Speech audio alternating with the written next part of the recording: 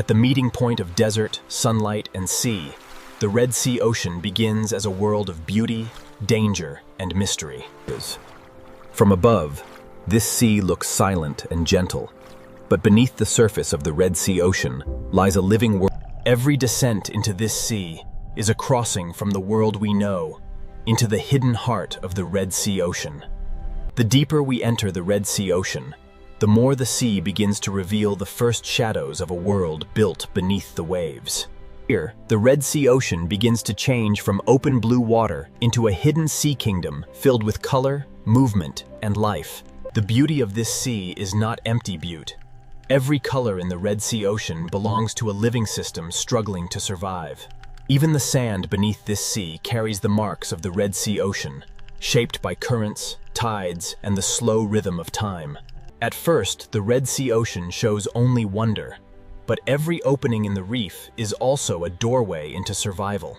Light is the first architect of this sea, shaping every color, every shadow, and every movement inside the Red Sea Ocean. In the Red Sea Ocean, beauty is built layer by layer, and this first coral garden is only the beginning of the seal's hidden story. Now the Red Sea Ocean begins to open before us, not as a silent blue space, but as a living sea city built by coral and time. Every narrow passage in this sea leads to another chamber of life, and every coral wall protects a fragile part of the Red Sea Ocean. The Red Sea Ocean is never truly still. Even in silence, the sea is filled with movement. Below the bright reef, the seafloor tells its own quiet story, written by currents, small creatures, and the endless patience of the ocean. From the sand to the coral, every layer of the Red Sea Ocean is connected, and each layer depends on the one beneath it. A single coral tower in this sea can become a home, a shelter, a hunting ground, and a landmark within the Red Sea Ocean. Around this living tower, the Red Sea Ocean shows its first great rule. Every creature must find its place. Above the reef, the sea becomes a moving sky, where schools of fish travel like clouds through the Red Sea Ocean. In the Red Sea Ocean, beauty and danger often move in the same water, separated only by distance, timing, and instinct. This first glimpse of the Red Sea Ocean has shown only the surface of its story, and ahead, the Coral Kingdom will reveal far more.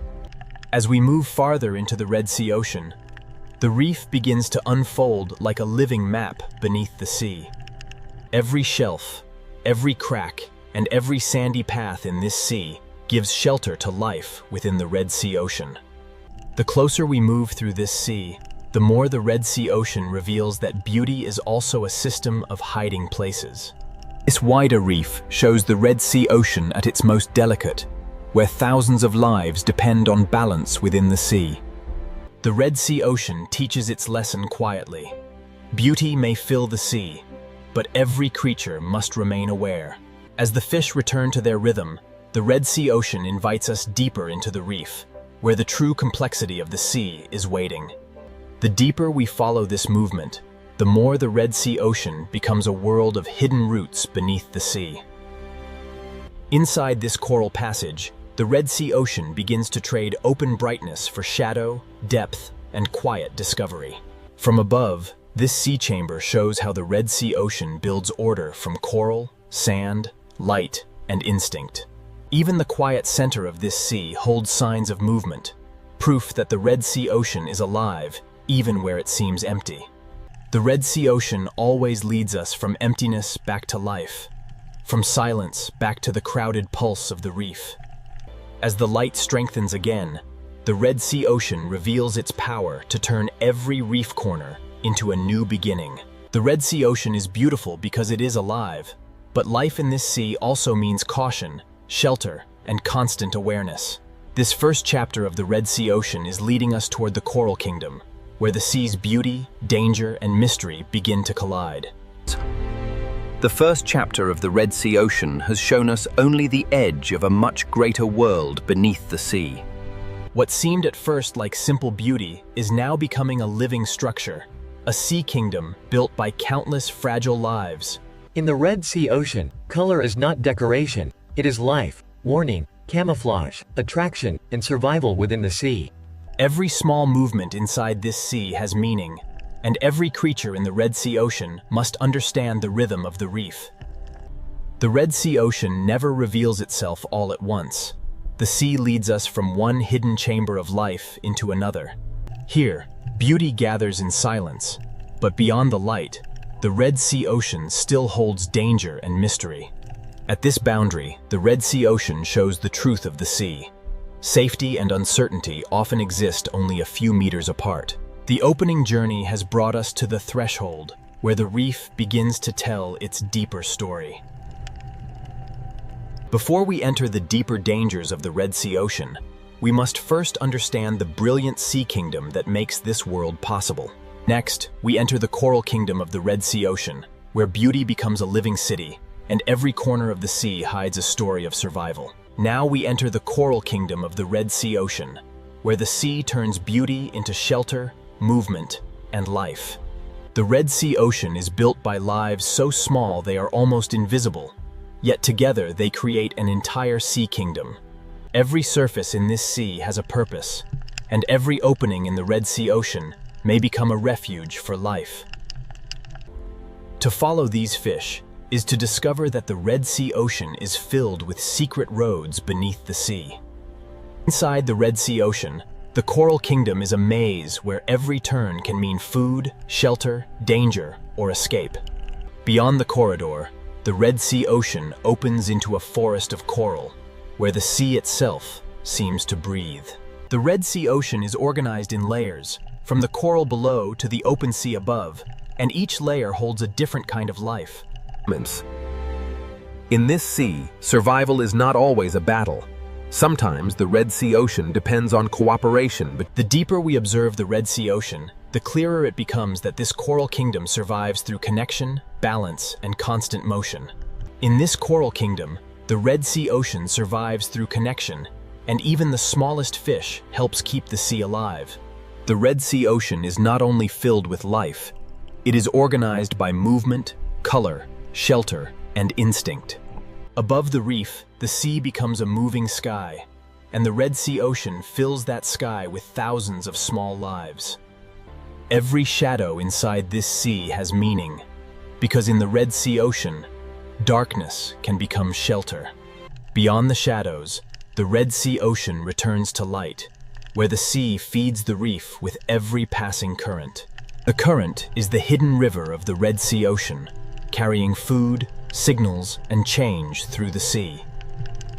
As the current carries us forward, the Red Sea Ocean leads us toward a greater reef wall, where the sea's living architecture rises into view. Here, the Red Sea Ocean builds upward, turning coral into a living wall where the sea gathers life in layers. On this wall, the Red Sea Ocean shows how every ledge, crack, and shadow can become a home within the sea. The higher we move along this seawall, the more the Red Sea Ocean reveals how light controls where life gathers. The current feeds this wall, and the Red Sea Ocean turns moving water into energy for the entire reef. In the Red Sea Ocean, survival is often built on trust, where even tiny fish can protect the health of larger lives. Beneath the bright life of the reef, the Red Sea Ocean keeps quieter spaces, where the sea hides what it is not ready to reveal. The mystery of this sea is not always found in great depth. Sometimes the Red Sea Ocean hides it inside a single dark opening. Back in the light, the Red Sea Ocean becomes motion again, a sea of color rising and falling with every passing current. Seen from a distance, this reef wall becomes a complete world, showing how the Red Sea Ocean stacks life from sand to sunlight. As we leave the wall behind, the Red Sea Ocean guides us toward a new reef plateau, where the sea's coral kingdom continues to expand. Beyond the wall, the Red Sea Ocean opens again, and the sea reveals a plateau where life spreads outward in every direction. On this plateau, the Red Sea Ocean becomes a garden of coral, where the sea grows beauty through patience, light, and movement. The closer we look, the more the Red Sea Ocean becomes a world of tiny lives, building the sea one detail at a time. Even across this open sea plateau, the reef creates pathways, and the Red Sea Ocean uses them to connect one shelter to another. This sandy path is more than empty space. In the Red Sea Ocean, It is a route through the sea where movement becomes survival. The Red Sea Ocean leads us from open light back into complexity, where the sea hides countless lives inside coral walls. In this part of the Red Sea Ocean, every creature lives between two choices: remain protected within the reef or risk the open sea. Above the coral, the Red Sea Ocean turns movement into protection, as the sea gathers small lives into one shifting form. In the Red Sea Ocean, unity can become a shield, because the open sea is beautiful, but it is never empty. As the school fades into the sea, the Red Sea Ocean draws us onward, toward a coral forest where the reef's hidden life grows even more intense. Inside this sea forest, every branch of coral becomes a shelter, and every space between them becomes a path through the Red Sea Ocean. To move through the Red Sea Ocean is to follow instinct, because in this sea, every turn can lead to food, safety, or danger. Here, the Red Sea Ocean seems to breathe, as the reef and the fish move together in the same pulse of the sea. Below the color of the reef, the Red Sea Ocean keeps another layer of life, quieter, slower, and harder to see. The Red Sea Ocean never separates beauty from mystery. The sea hides both in the same reef, often only a few inches apart. In the Red Sea Ocean, even the brightest beauty carries awareness, because the sea rewards those who notice change. The Red Sea Ocean often gives its warning in silence, through a shift in movement, a pause in the reef, and a shadow in the sea. This is where the Coral Kingdom teaches us the truth of the Red Sea Ocean. Beauty can protect life, but it can never erase danger from the sea. Next, we leave the brightest heart of the Red Sea Ocean and begin to uncover the hidden danger beneath the beauty of the sea. Beyond the brightest heart of the reef, the Red Sea Ocean begins to reveal the danger hidden inside beauty. At this boundary, the Red Sea Ocean becomes a meeting place where reef life, open water, and hidden danger constantly overlap. As we descend along the reef slope, the Red Sea Ocean leads us into a darker zone where danger becomes harder to see. In this sea, danger does not always arrive with motion. Sometimes it begins with stillness. The reef reacts before the eye understands, because in the Red Sea Ocean, survival depends on sensing danger early. As the reef slope darkens, the Red Sea Ocean teaches us that danger is often hardest to see when the sea appears calm. In the Red Sea Ocean, some danger does not chase through the sea. It waits silently, hidden in plain sight. The Red Sea Ocean often hides its hunters beyond the frame, allowing only their shadow to speak for them. Here, the Red Sea Ocean turns invisibility into protection, and the sea allows danger to become part of the landscape. Here, danger wears beauty openly, and the Red Sea Ocean gives even its most dangerous creatures a hypnotic grace. After seeing what can hide on the seafloor, every shadow in the Red Sea Ocean begins to feel more alive. In the Red Sea Ocean, beauty can be a warning, and stillness can be more powerful than speed. The reef is not only a shelter. In the Red Sea Ocean, it is also a place where danger can wait unseen. Not every hidden creature in this sea is a hunter. In the Red Sea Ocean, camouflage can also be the language of defense. Inside this shadowed space, the Red Sea Ocean reminds us that the reef has eyes, even where the light cannot reach. The Red Sea Ocean is filled with quiet transformations, where survival may depend on becoming part of the sea itself. Nothing here is wasted. Not a shadow, not a crack, not a pause. Everything in the Red Sea Ocean can become part of survival. Every creature in the Red Sea Ocean reads the sea around it, measuring distance, movement, and the intentions of others. In the Red Sea Ocean, danger is not always an event. Often, it is a pattern of respect written into the movement of the sea. We have seen danger inside the reef, but the Red Sea Ocean holds another kind of danger in the open sea beyond. When the fish gather tightly again, the Red Sea Ocean signals that something in the sea has changed. Beyond the reef, the Red Sea Ocean becomes a different world, where the safety of coral gives way to the uncertainty of open sea. In the open sea, there are fewer places to hide, and every movement in the Red Sea Ocean must be measured with care. Now the Red Sea Ocean draws us toward a greater danger, where the open sea holds shapes that move with power, distance, and silence. For small fish in the Red Sea Ocean, the open sea offers space, but space also means risk. In the Red Sea Ocean, the open sea can turn silent in an instant, and that silence is often the first sign of power nearby. The Red Sea Ocean does not need violence to reveal danger. Sometimes distance alone is enough to change the behavior of the sea. The Red Sea Ocean gives warning through motion, and when a school tightens, the sea itself seems to hold its breath. A great hunter in the Red Sea Ocean moves like part of the sea itself, quiet, patient, and almost impossible to ignore. In this sea, a hunter does not need to rush. The Red Sea Ocean often gives power to patience. The Red Sea Ocean is not always violent, but the possibility of danger shapes every choice made in the sea. In the Red Sea Ocean, survival is often not about escape at the last moment, but about knowing when to return to shelter. After every journey into open water, the Red Sea Ocean draws small lives back toward the protection of the reef. The reef becomes a fortress in the Red Sea Ocean, a place where small lives survive by knowing every hidden passage of the sea. Inside these coral passages, the Red Sea Ocean changes from open danger into hidden strategy, where the sea rewards those who know the maze. The reef may offer shelter, but in the Red Sea Ocean, the edge of safety is never far from the unknown. Even after leaving the open sea, danger remains. In the Red Sea Ocean, the reef can hide what the eye almost misses. The Red Sea Ocean is full of hidden warnings, and sometimes the most dangerous shape in the sea is the one that looks like stone. As we rise again through the reef, the Red Sea Ocean reminds us that danger and beauty are never separate.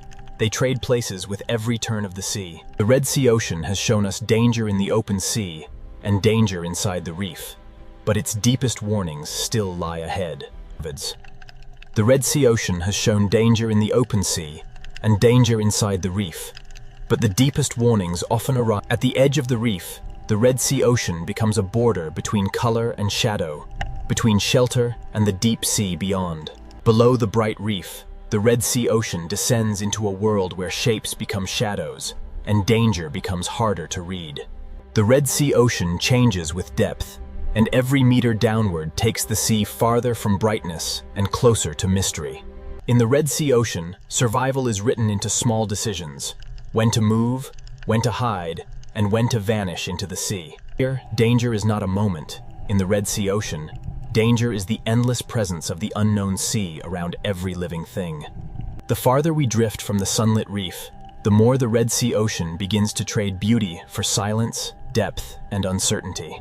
This is where the Red Sea Ocean reveals its true nature: beauty behind us, danger around us, and mystery waiting below. Now the Red Sea Ocean begins to lead us away from the reef and into the deep blue mystery, where light slowly disappears. Next, we descend into the deep blue mystery of the Red Sea Ocean, where the sea grows darker, quiet. Now we enter the deep blue mystery of the Red Sea Ocean, where the sea grows darker, quieter, and less familiar with every descent. Above us, light still belongs to the reef, but below us, the Red Sea Ocean begins to belong to shadow. The Red Sea Ocean is not only reefs and color. Beneath the beauty, the sea drops into walls, canyons, and hidden depths. Along this wall, the Red Sea Ocean becomes a border between solid stone and endless water, between what can be seen and what remains unknown. In the deeper Red Sea Ocean, life becomes quieter, slower, and harder to find, but it never truly disappears from the sea. The deeper we travel, the more the Red Sea Ocean offers doorways into places where light can barely follow. Some places in the Red Sea Ocean do not reveal themselves at once. The sea asks for patience before it allows us closer. At this threshold, the Red Sea Ocean becomes a mystery within a mystery, a hidden room inside the deep sea. Inside this hidden passage, the Red Sea Ocean changes again, from wide blue depth into a narrow world shaped by stone, silence, and darkness. Here, where sunlight weakens, the Red Sea Ocean begins to whisper another story, one written in darkness. Here, inside the deeper Red Sea Ocean, light no longer rules the sea. It survives only in fragments. In this sea, even the smallest light becomes a signal, a warning, or a fragile sign of life in the dark. The deeper this passage leads, the more the Red Sea Ocean becomes a place of silence, adaptation, and hidden endurance. Inside the Red Sea Ocean, even darkness has direction, guiding life through hidden corridors carved by time and water. In places like this, the Red Sea Ocean becomes a refuge, where life survives by slowing down and staying close to stone. Every layer of the Red Sea Ocean is connected, and survival in this sea depends on forces moving quietly between darkness and light. The deep sea gives to the reef in ways that are almost unseen, and the Red Sea Ocean depends on this hidden movement to keep life alive. As light returns, the Red Sea Ocean reveals that survival is not sudden. It is built slowly, one reef, one current. This coral may look still, but in the Red Sea Ocean, it is constantly feeding, breathing, building, and surviving against the sea. In this sea, survival is shared, because the Red Sea Ocean holds life together through feeding, cleaning, hiding, and moving. The Red Sea Ocean survives through balance, and even a fish grazing quietly on the reef helps protect the seal's fragile foundation. From the coral floor to the open sea above, the Red Sea Ocean builds survival in layers, and every layer must remain strong. Movement is survival in the Red Sea Ocean, because the sea demands that every creature know when to rise, when to feed, and when to return. In this sea, nothing survives alone. The Red Sea Ocean depends on timing, shelter. As the current carries us forward, the Red Sea Ocean begins to show the fragile strength of life, adapting to a changing sea. As the current reaches brighter water, the Red Sea Ocean reveals how survival depends on adapting to a sea that never stands still. The reef may appear strong, but in the Red Sea Ocean, even the brightest coral survives only when the sea remains in balance. In this sea, survival is not always dramatic. The Red Sea Ocean often tests life through space, shelter, and quiet competition. For a small fish in the Red Sea Ocean, survival can be measured in seconds, in distance, and in the safety of the next coral opening. The Red Sea Ocean is a world of constant choices, where every creature must read the sea before it moves. To feed, life must leave shelter, and in the Red Sea Ocean, every meal comes with a measure of risk. In this ocean, timing is everything, because the Red Sea gives life only brief moments to feed before the sea asks it to return. The reef protects life, but life must also protect the reef, and this is the fragile agreement at the heart of the Red Sea Ocean. In the Red Sea Ocean, survival is not carried by one creature alone. It is shared across the entire sea. This living reef is beautiful, but its strength is fragile, and the Red Sea Ocean survives only by holding many forces in balance. In the Red Sea Ocean, warmth gives life energy, but too much change can turn strength into fragility. A current is more than movement. In the Red Sea Ocean, it is the sea's way of delivering life to the reef. In this sea, survival often means choosing the right place to wait, where food arrives but danger stays at a distance. The Red Sea Ocean is never completely still, and every creature here must learn to use the sea's force without being carried away by it. Even in a sea of movement, life needs shelter, and the Red Sea Ocean offers calm pockets where fragile creatures can recover. In these protected corners, the Red Sea Ocean gives young life a chance, but even here, survival remains uncertain. From the beginning, life in the Red Sea Ocean must learn the language of shadow, shelter, and sudden silence. The danger passes, the current continues, and the Red Sea Ocean returns to the endless rhythm that holds the reef together. Abundance in the Red Sea Ocean is not guaranteed. It is created every moment by balance between current, coral, fish, and light. The Red Sea Ocean is strong because it is connected, yet fragile, because every connection must keep working for the sea to survive. The Red Sea Ocean survives because every part of the sea is linked, from the smallest shelter to the widest current. In this sea, the current is not background motion.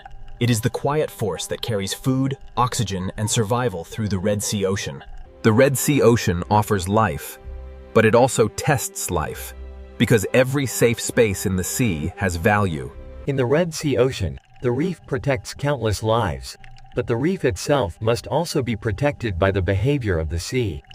Young life in the Red Sea Ocean begins in small protected spaces, where the sea offers shelter before it demands strength. From the first days of life, the Red Sea Ocean teaches every creature to read the sea through light, shadow, and movement. The Red Sea Ocean is a chain of survival, and every link in the sea depends on another link staying strong. In the Red Sea Ocean, light gives energy, but life must also know when to seek shade, rest, and protection within the sea. Rest is also survival in the Red Sea Ocean, because the sea rewards those that save energy for the moment they truly need it. The Red Sea Ocean is powerful because life adapts, but it remains fragile because every adaptation depends on balance within the sea. The Red Sea Ocean is powerful because life adapts, but every adaptation depends on balance within the sea. In this fragile sea, survival is not one great act, but thousands of small actions repeated every day inside the Red Sea Ocean. Every meal in the Red Sea Ocean requires a choice, because the sea gives life and tests life at the same time.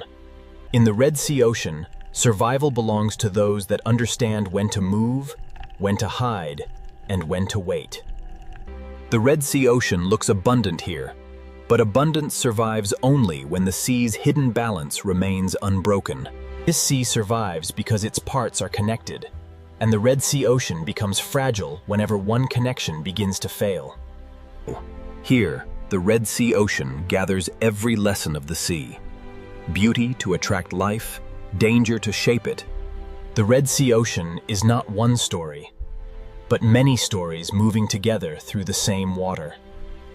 From the smallest coral polyp to the widest current, the Red Sea Ocean survives through balance, and that balance is the true strength of the sea. Next, we return to the full Red Sea Ocean, where beauty, danger, and mystery finally collide in one unforgettable sea. Now the Red Sea Ocean gathers every force we have seen, beauty, danger, mystery, and survival, into one living sea. The Red Sea Ocean is not divided into separate worlds. The reef, the open sea, and the deep all breathe through the same water.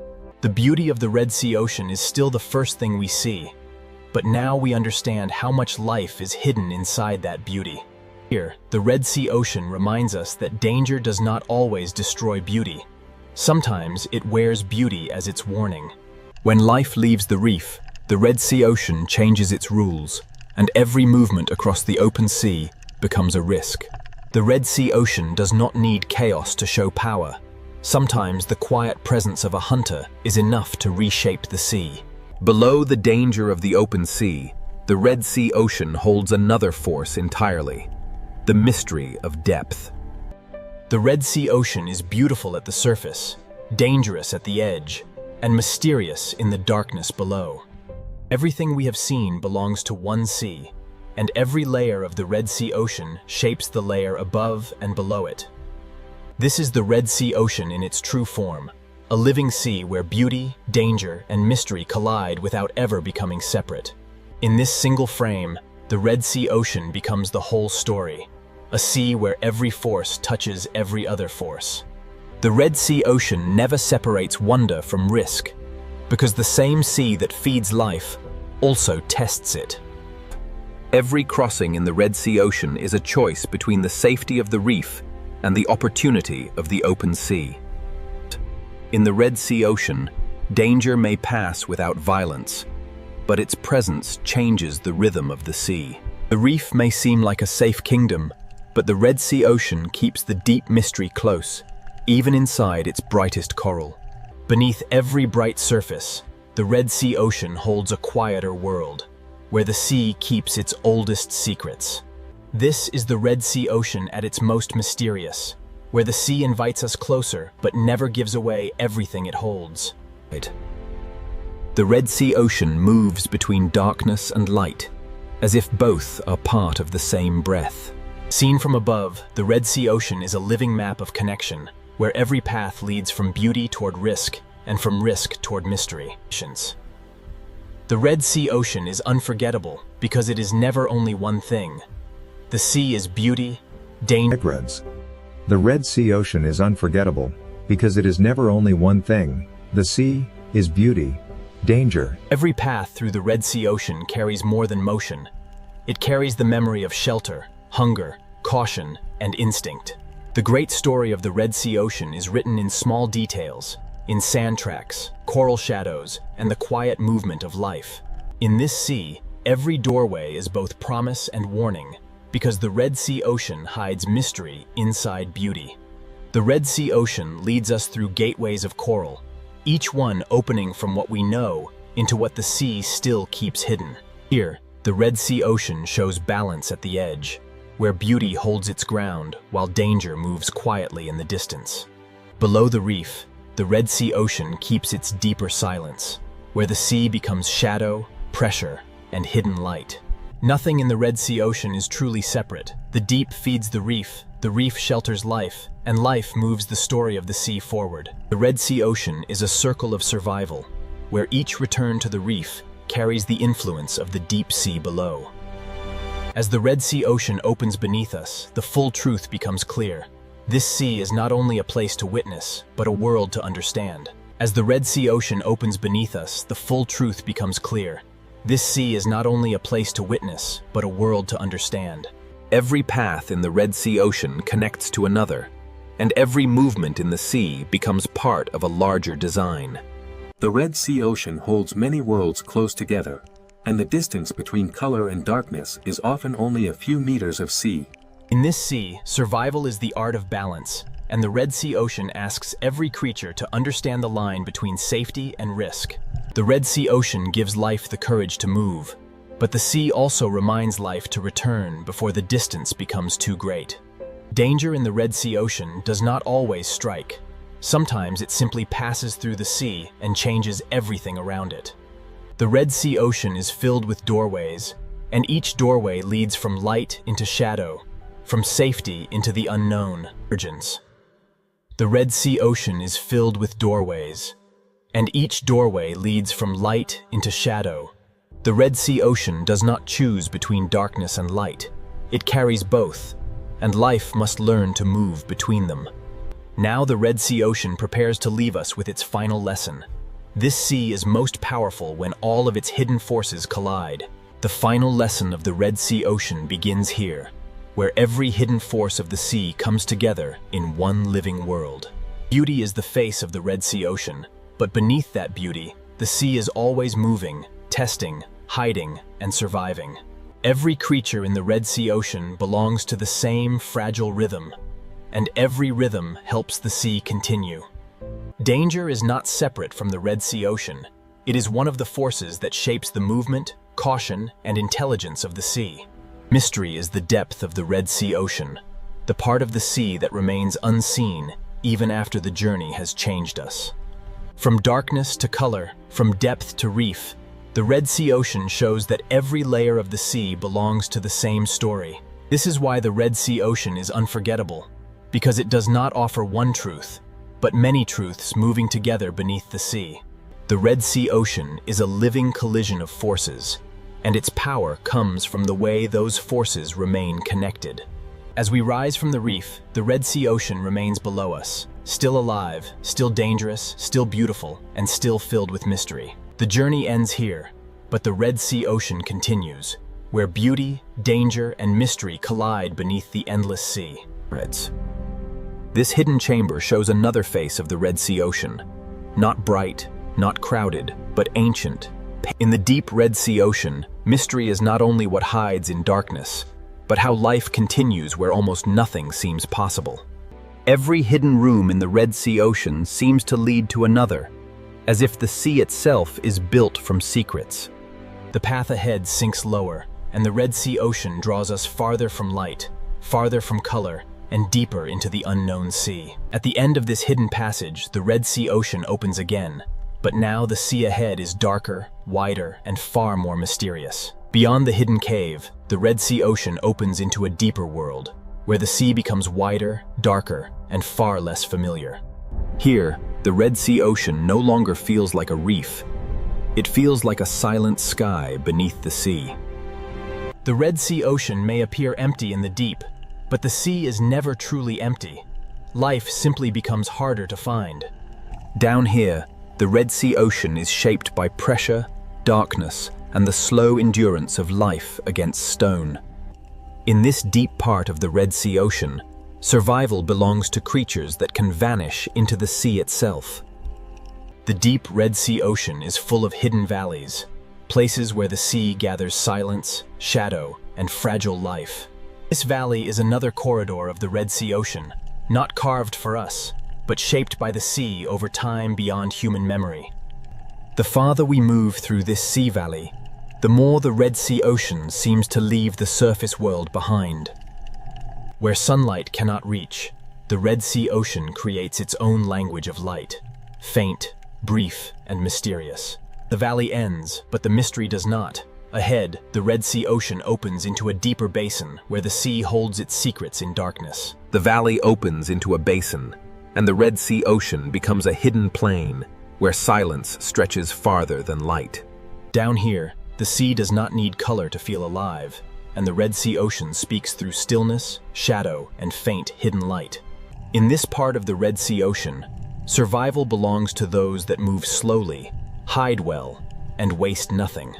Even where the sea appears empty, the Red Sea Ocean leaves clues in the sand, traces of movement written softly across the deep. The Red Sea Ocean guides us onward through the faintest signs, because in the deep sea, even a track in the sand can become a story. This ridge may look small, but in the Red Sea Ocean, even a low rise can divide shelter from exposure in the deep sea. The basin is not the end of the descent. The Red Sea Ocean keeps lowering the seafloor into deeper layers of mystery. With every downward turn, the Red Sea Ocean grows less familiar, as if the sea is hiding older worlds beneath newer ones. Here, the Red Sea Ocean reveals a world that does not need brightness to be beautiful, only the will to survive in darkness. Ahead, another opening waits in the deep Red Sea Ocean, and the sea seems to pull everything slowly toward the darkness beyond. At the edge of this canyon, the Red Sea Ocean feels less like a place and more like a question waiting in the dark. The Red Sea Ocean does not reveal its deepest rooms easily. It hides them behind stone, darkness, and pressure. Inside this canyon, the sea becomes a passage through shadow, where the Red Sea Ocean carries life into places almost untouched by light. Even here, far below the Coral Kingdom, the Red Sea Ocean refuses to become empty, and the sea still finds a way to hold life. In the deep Red Sea Ocean, movement becomes careful, energy becomes precious, and survival depends on doing almost everything slowly. The Red Sea Ocean keeps building mysteries within mysteries, each hidden space leading the sea into another layer of darkness. Here, mystery is not empty darkness. In the Red Sea Ocean, mystery is life adapting to a world without comfort. Looking back, the Red Sea Ocean reminds us how far we have traveled from color, from warmth, and from the easy beauty of the shallow sea. The deep Red Sea Ocean may seem separate from the reef, but every layer of the sea is connected by currents, nutrients, and life. Next, we return toward the living layers of the Red Sea Ocean, where survival depends on balance, adaptation, and the fragile strength of the sea. The Pacific Ocean looks peaceful, but beneath this enormous sea, Earth is hiding forces powerful enough to. The Pacific Ocean is not silent at all, because every movement of the sea is connected to deeper, invisible energy. This peaceful sea is only the outer skin of a much larger and more restless ocean system. Below the calm sea surface, the Pacific Ocean carries heat, pressure, and geological stress across unimaginable distances. That the Pacific Ocean is both a cradle of life and one of the greatest engines of natural disaster on Earth. To understand where earthquakes, tsunamis, and superstorms begin, we must look beyond the surface of the sea. Beneath the sea surface, the Pacific Ocean becomes a hidden world shaped by pressure, darkness, and time. Most of the Pacific Ocean is hidden beneath light, where the sea begins to reveal its true scale and power. That the deeper the Pacific Ocean becomes, the closer we move toward the forces that shape the planet from below. Beneath the Pacific Ocean Sea lies the restless foundation where the story of earthquakes, tsunamis, and superstorms truly begins. The The Pacific Ocean seafloor is not a quiet, empty plain, but a vast, hidden landscape shaped by pressure, movement, and ancient force. Beneath this enormous ocean, the foundation of the Earth is cracked, folded, and constantly changing. These silent scars on the Pacific Ocean floor mark the places where immense geological stress can slowly build. The Pacific Ocean hides boundaries, where sections of Earth's crust press against one another in silence. Deep under the Pacific Ocean Sea, pressure does not disappear. It waits, gathers, and strengthens. Even the smallest movement in this deep ocean world can be the first sign of a much larger force awakening. That the Pacific Ocean contains some of the deepest and most active geological regions on the planet. That the deeper the Pacific Ocean becomes, the more it reveals a world where stillness can hide enormous danger. Earthquakes in the Pacific Ocean begin when stored pressure finally overcomes the strength of rock. Beneath the Pacific Ocean Sea, the first quiet signs of a future earthquake may already be beginning. The Pacific Ocean often gives its first warning deep below the sea, long before anything changes at the surface. Beneath the Pacific Ocean Sea, pressure can remain trapped for centuries before releasing in a single violent moment. The Pacific Ocean rests on moving plates, and where those plates lock together, invisible energy begins to accumulate. This deep-sea silence is deceptive, because the Pacific Ocean floor is slowly storing the force that can shake entire coastlines. When rock beneath the Pacific Ocean can no longer hold against pressure, the stored energy begins to search for release. Trenches beneath the Pacific Ocean mark places where one plate may be forced beneath another, creating some of Earth's most powerful seismic zones. In the Pacific Ocean, the greatest disasters often begin with movements so deep that the surface sea remains unaware. Every layer of rock beneath the Pacific Ocean carries a record of collisions, ruptures, and pressure built over geological time. An earthquake beneath the Pacific Ocean does not begin as a single image, but as a chain of stress, resistance, and sudden release.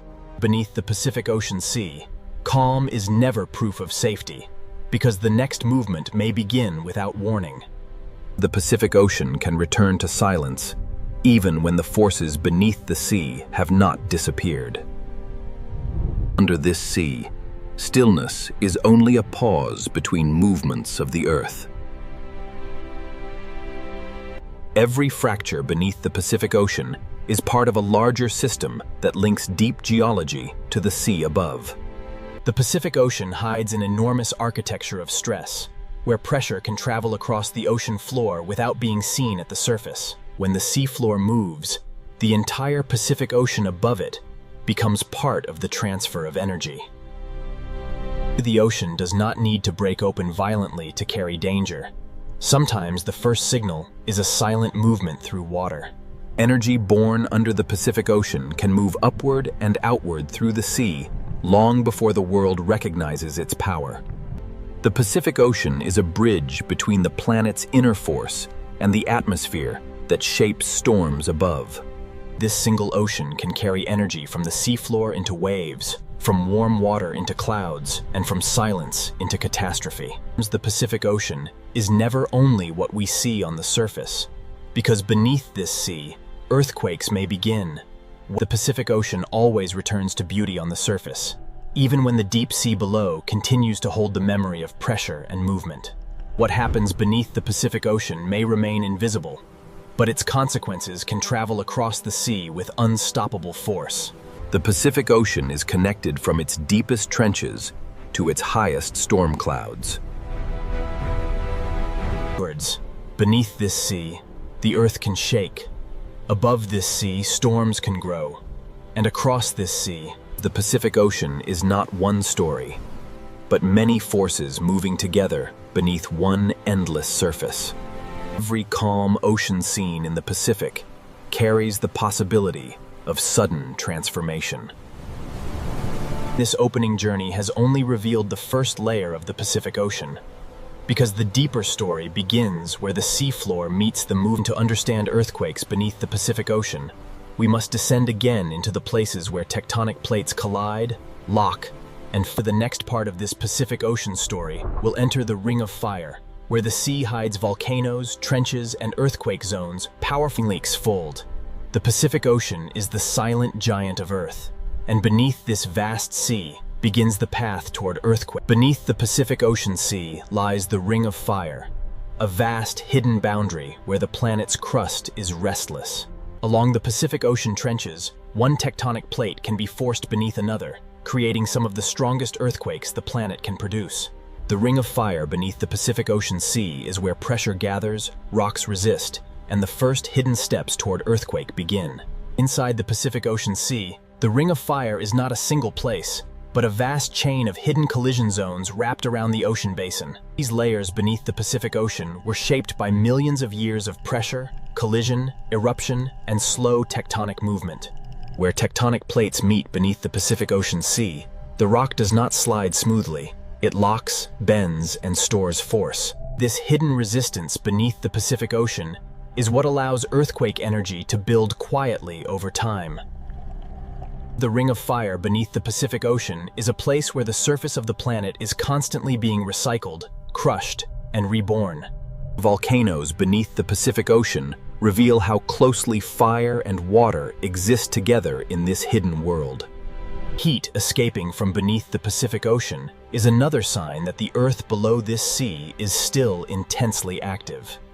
Beneath the Pacific Ocean Sea, tectonic plates do not move freely. They grind, resist, and lock against each other. When one plate is forced beneath another under the Pacific Ocean, the rock can bend under impossible pressure without breaking immediately. This bending beneath the Pacific Ocean stores energy slowly, silently, and relentlessly. That each tiny fracture beneath the Pacific Ocean Sea is a warning that the locked boundary is approaching its limit. The Ring of Fire beneath the Pacific Ocean is a chain reaction of pressure moving through rock, water, and time. Before a major earthquake beneath the Pacific Ocean, the seafloor may show only quiet signs of pressure seeking escape. When the locked plates beneath the Pacific Ocean finally slip, the release can shake the seabed with extraordinary force. This is the hidden moment when the Pacific Ocean begins to transform stored pressure into seismic motion. Even before the largest movement arrives, the Pacific Ocean floor can begin to ripple with warnings written in sand, stone, and pressure. Beneath the Pacific Ocean Sea, the Ring of Fire is now fully awake, and the next movement may be the first true step toward an earthquake. Beneath the Pacific Ocean Sea, pressure does not always release at once. It first announces itself through subtle motion in rock, sand, and water. That this locked boundary under the Pacific Ocean has held back immense force. But every tremor means the balance is weakening. When seismic pressure starts to move beneath the Pacific Ocean Sea, the first disturbance may travel through stone before it travels through water. Along the Pacific Ocean Ring of Fire, trenches mark the places where the planet folds its crust downward and stores dangerous energy. That beneath the Pacific Ocean Sea, even a small upward movement of the ocean floor can become the beginning of a much larger event. The Pacific Ocean hides the moment when pressure becomes motion, and motion becomes the first language of an earthquake. That under this vast sea, the Earth can hold still for centuries, then move in seconds with enough force to disturb the entire ocean above. An earthquake beneath the Pacific Ocean is not only a movement of rock, it is the beginning of an energy transfer into the sea itself.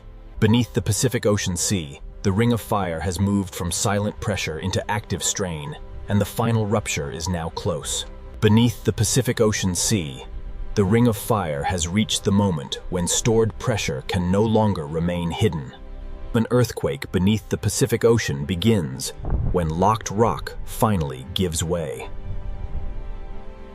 When the Pacific Ocean floor shifts suddenly, the movement is not only local, it becomes energy transferred into the sea above. That this vertical movement beneath the Pacific Ocean is one of the critical forces that can disturb an enormous mass of water. The sea itself does not create the first force.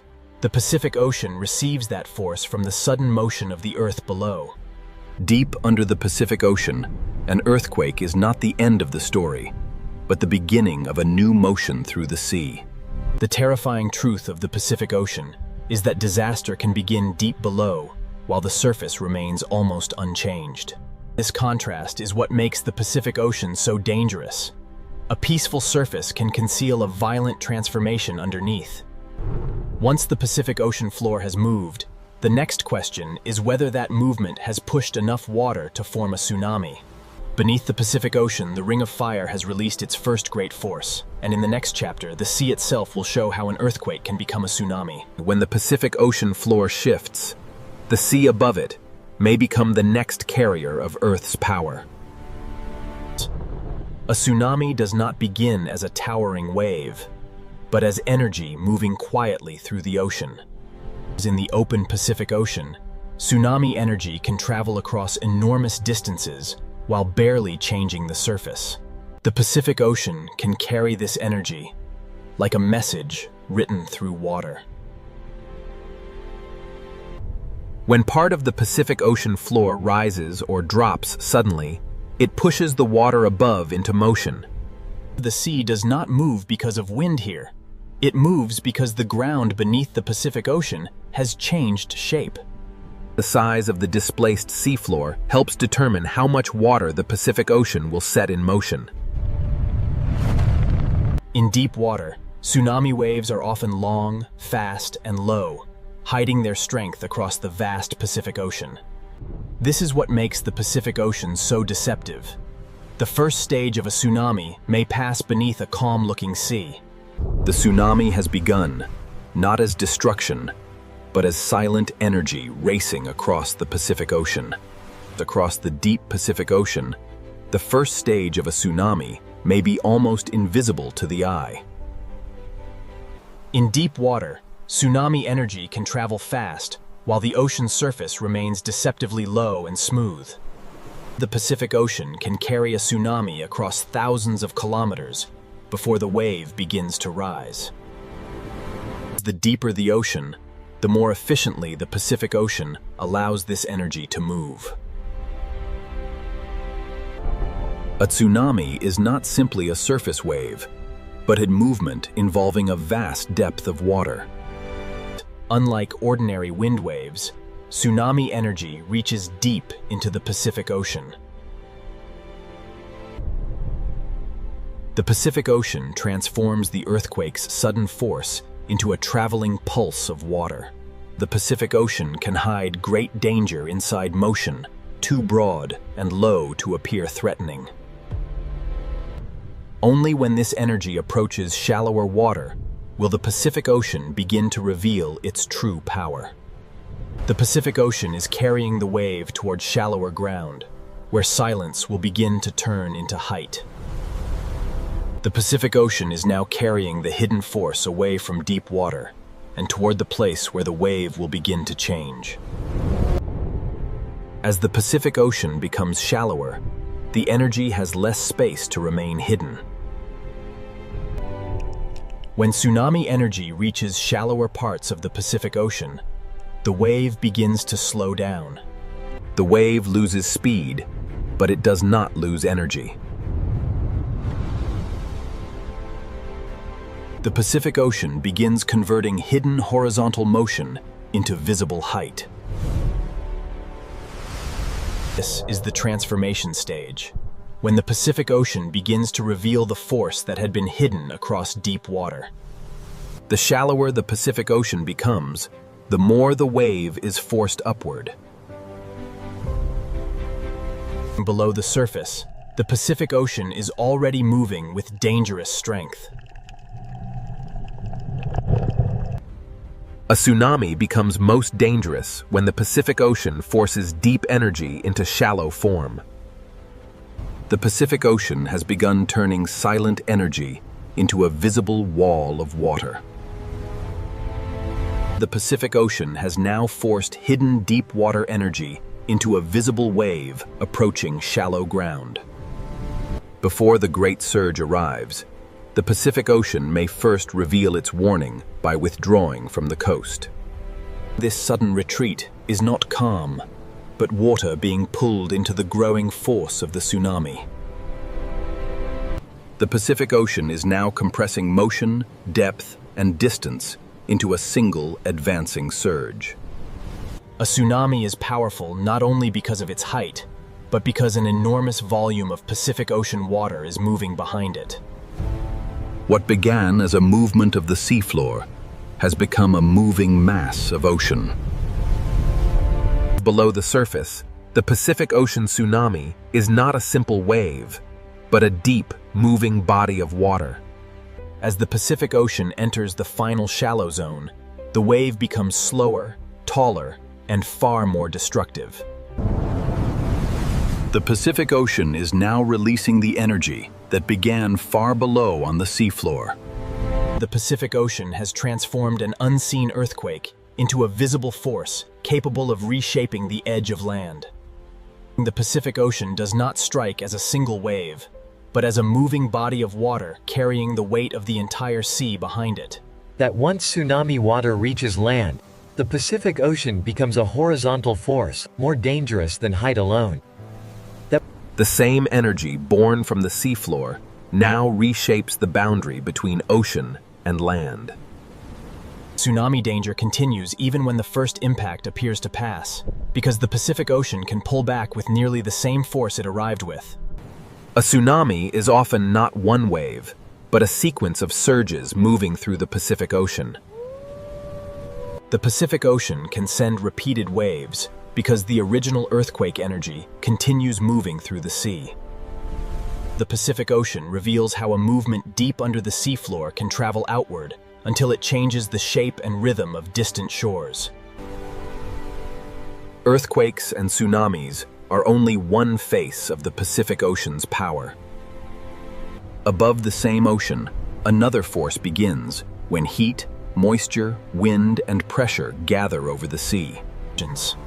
The Pacific Ocean can turn seafloor motion into tsunamis, and in the next chapter, this same sea will reveal how the Pacific Ocean does not only create danger from below, it also feeds storms from above. Warm ocean water is the first fuel source for the storms that grow over the Pacific Ocean. Every breath of moisture rising from the Pacific Ocean Sea can help build the atmosphere of a future superstorm. When warm air lifts from the Pacific Ocean, it carries water vapor upward and begins the first step of storm formation. Above the Pacific Ocean, small clouds can become organized when heat, humidity, and wind begin to work together. A superstorm does not appear suddenly. It begins as many small disturbances gathering strength over the sea. Rotation begins when winds over the Pacific Ocean organize around a center of falling pressure. As pressure drops, the Pacific Ocean sends more moisture upward, feeding the storm like an engine. The ocean and atmosphere are now locked together, each strengthening the other over the Pacific Ocean. The Pacific Ocean has begun turning heat into motion, and motion into the first structure of a superstorm. Every wave, every gust, and every rising plume of moisture helps the Pacific Ocean strengthen the storm above it. The storm begins to tighten as warm air rises and surrounding winds spiral inward over the Pacific Ocean. The Pacific Ocean is now supplying the storm with the moisture it needs to grow taller, wider, and more organized. Falling pressure allows winds to accelerate, and accelerating winds draw even more energy from the Pacific Ocean surface. That the storm is no longer a loose disturbance, because the Pacific Ocean has helped it form a rotating core. As the core strengthens, the Pacific Ocean and atmosphere begin exchanging energy faster than before. Within these rain bands, the storm pulls heat from the Pacific Ocean and releases it upward into the growing atmosphere. This is the stage when the Pacific Ocean begins transforming a tropical disturbance into a dangerous, organized cyclone. Over the Pacific Ocean, the storm has entered a dangerous phase, where heat, moisture, wind, and rotation begin building the foundation of a superstorm. Over the Pacific Ocean, the storm has begun to draw energy from a wider region of warm sea. The warmer the Pacific Ocean surface remains, the longer the storm can continue feeding and intensifying. The storm's rotation forces the sea surface to respond in circles, not straight lines. Inside the storm, warm Pacific Ocean moisture rises, cools, condenses, and releases heat that strengthens the cyclone from within. This release of heat is what allows the Pacific Ocean storm to grow taller and more powerful. When pressure continues to fall over the Pacific Ocean, winds accelerate inward and the storm begins to tighten around its core. The Pacific Ocean is now giving the storm both moisture from below and friction from the sea surface, shaping its destructive structure. That every spiral band is a pathway carrying heat and moisture from the Pacific Ocean into the storm. The Pacific Ocean has now helped transform scattered storms into a single organized atmospheric machine. Over the Pacific Ocean, the storm is nearing the threshold where a powerful cyclone can become a true superstorm. Over the Pacific Ocean, the cyclone is now approaching the threshold where ordinary storm structure becomes extreme atmospheric power. The Pacific Ocean continues feeding the storm from below, sending heat and moisture upward faster than the atmosphere can release it. The stronger the winds become, the more violently the Pacific Ocean transfers energy back into the storm. The more violently the Pacific Ocean transfers energy back into the storm. Inside these cloud towers, the Pacific Ocean releases Symmetry is a sign that the Pacific Ocean storm is concentrating its energy around a powerful core. The eye wall is where some of the most violent winds over the Pacific Ocean begin to concentrate. At this stage, the Pacific Ocean is no longer just beneath the storm. It has become part of the storm's engine. When wind, pressure, and warm sea surface align over the Pacific Ocean, the storm can intensify with terrifying speed. The Pacific Ocean has now helped build a storm powerful enough to organize around a central eye. That over the Pacific Ocean, the superstorm has found its center, and once the eye becomes stable, the storm can reach its most dangerous form. Over the Pacific Ocean, the storm has now entered its most organized and dangerous stage. The eye may look peaceful, but around it, the Pacific Ocean is feeding the storm's strongest winds. The eye wall is the place where heat from the Pacific Ocean becomes violent atmospheric motion. Beneath the storm, the Pacific Ocean is no longer calm water. It is a moving engine of heat, friction, and force. The stronger the winds become, the more the storm extracts energy from the warm Pacific Ocean beneath it. From above, the superstorm appears almost beautiful, but its beauty is built from ocean heat, falling pressure, and destructive wind. The Pacific Ocean gives storms the space and fuel to grow into some of the largest weather systems on Earth. That once a superstorm begins moving across the Pacific Ocean, its power is no longer limited to the open sea. The Pacific Ocean can carry a storm's force outward through waves, surge, rain, and wind, long before the eye reaches land. That the Pacific Ocean has turned heat into a superstorm, and in the next chapter, the sea will reveal what happens when this power reaches. When the Pacific Ocean sends its power toward land, the coast becomes the first place where ocean, wind, rain, and waves collide.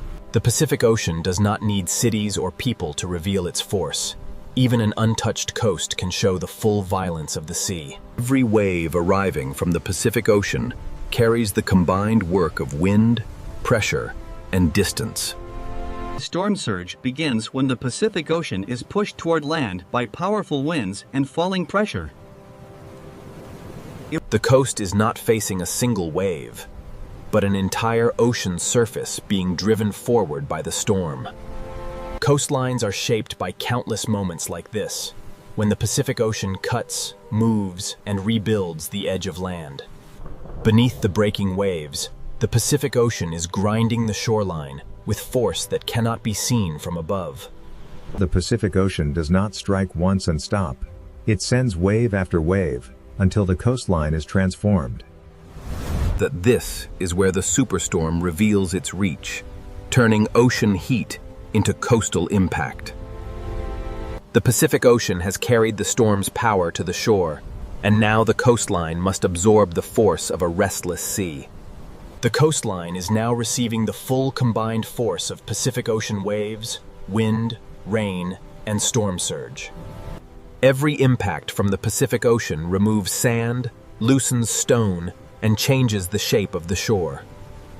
Cliffs may look permanent, but the Pacific Ocean carves them through countless storms, impacts, and returning tides.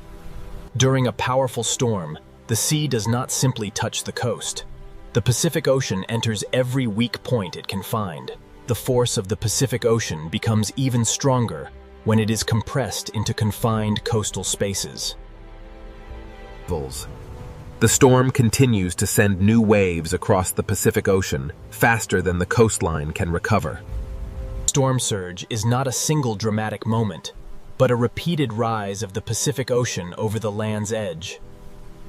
That the Pacific Ocean changes coastlines by repetition, not only by one catastrophic strike. After each wave, the shore is slightly different, because the Pacific Ocean removes, deposits, and rearranges everything it touches. The Pacific Ocean is not only attacking the coastline in this moment, it is rewriting the boundary between land and sea. The Pacific Ocean does not only arrive with force, it remains long enough to reshape everything fragile along the coast. Every channel carved by the Pacific Ocean becomes a temporary river of storm water flowing across the coast. Storm surge allows the Pacific Ocean to move beyond its normal edge and temporarily occupy the land.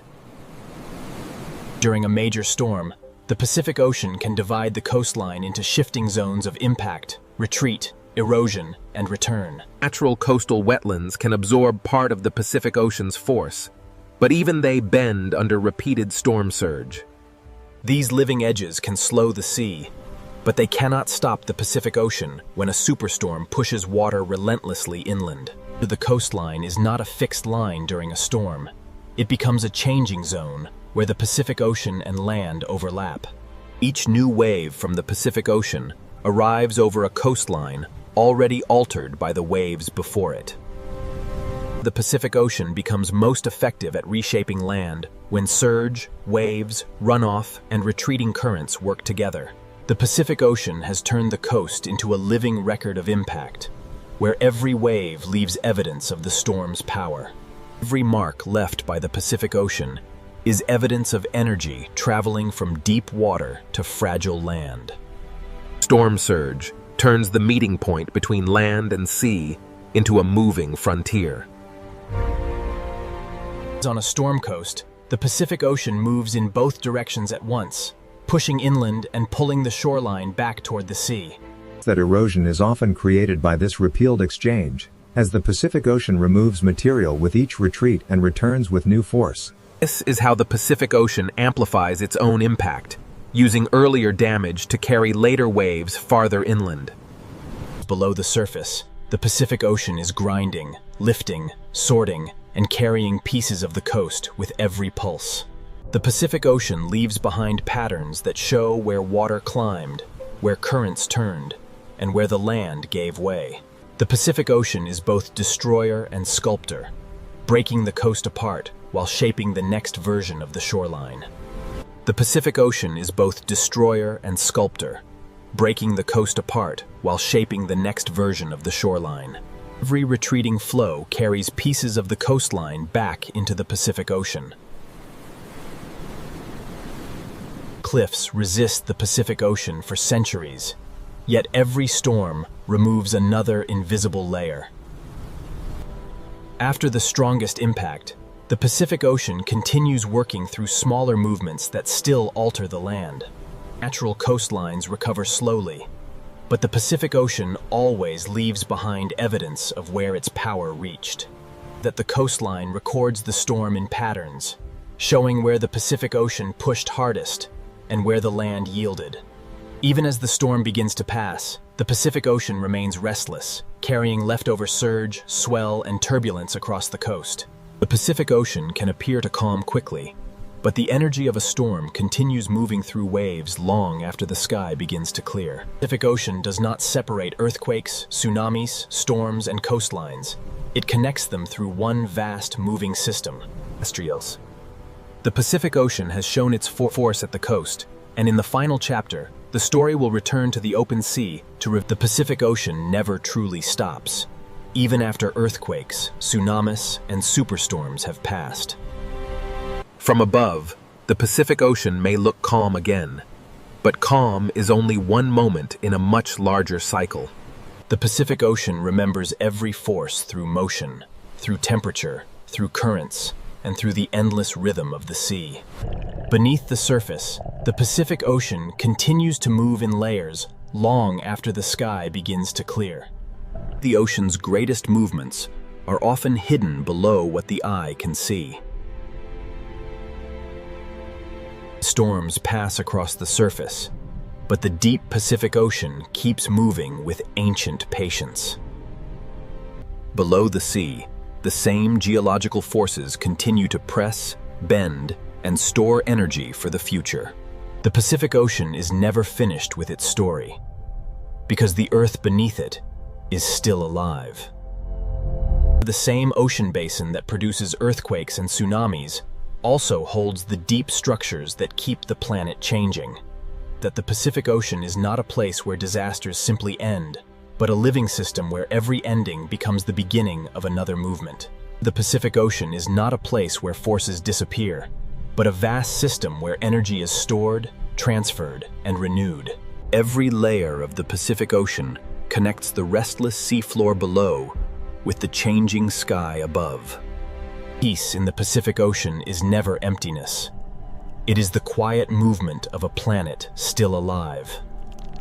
That these currents carry heat, nutrients, and motion across the Pacific Ocean long after storms have vanished from the sky.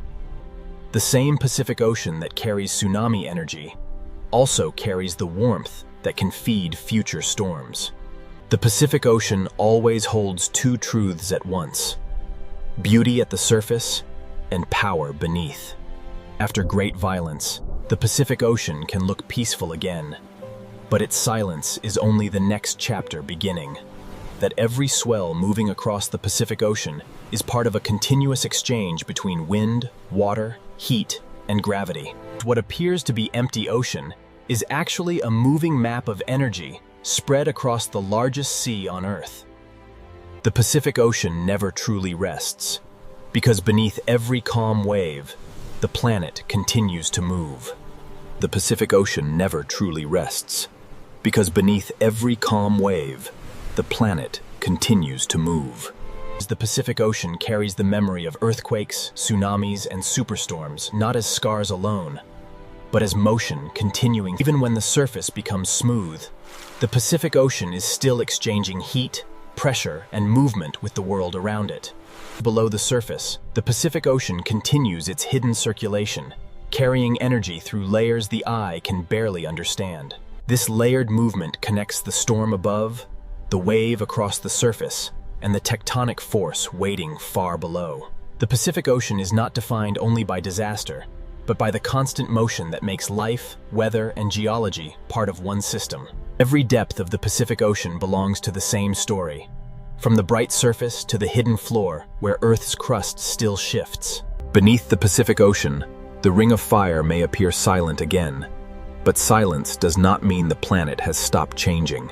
The same seafloor that once released energy may one day store it again, continuing the endless cycle beneath the sea. The Pacific Ocean is a continuous bridge between Earth's deep pressure, the moving sea, and the changing sky. The Pacific Ocean connects the silent floor of the Earth with every wave, storm, and current moving above it.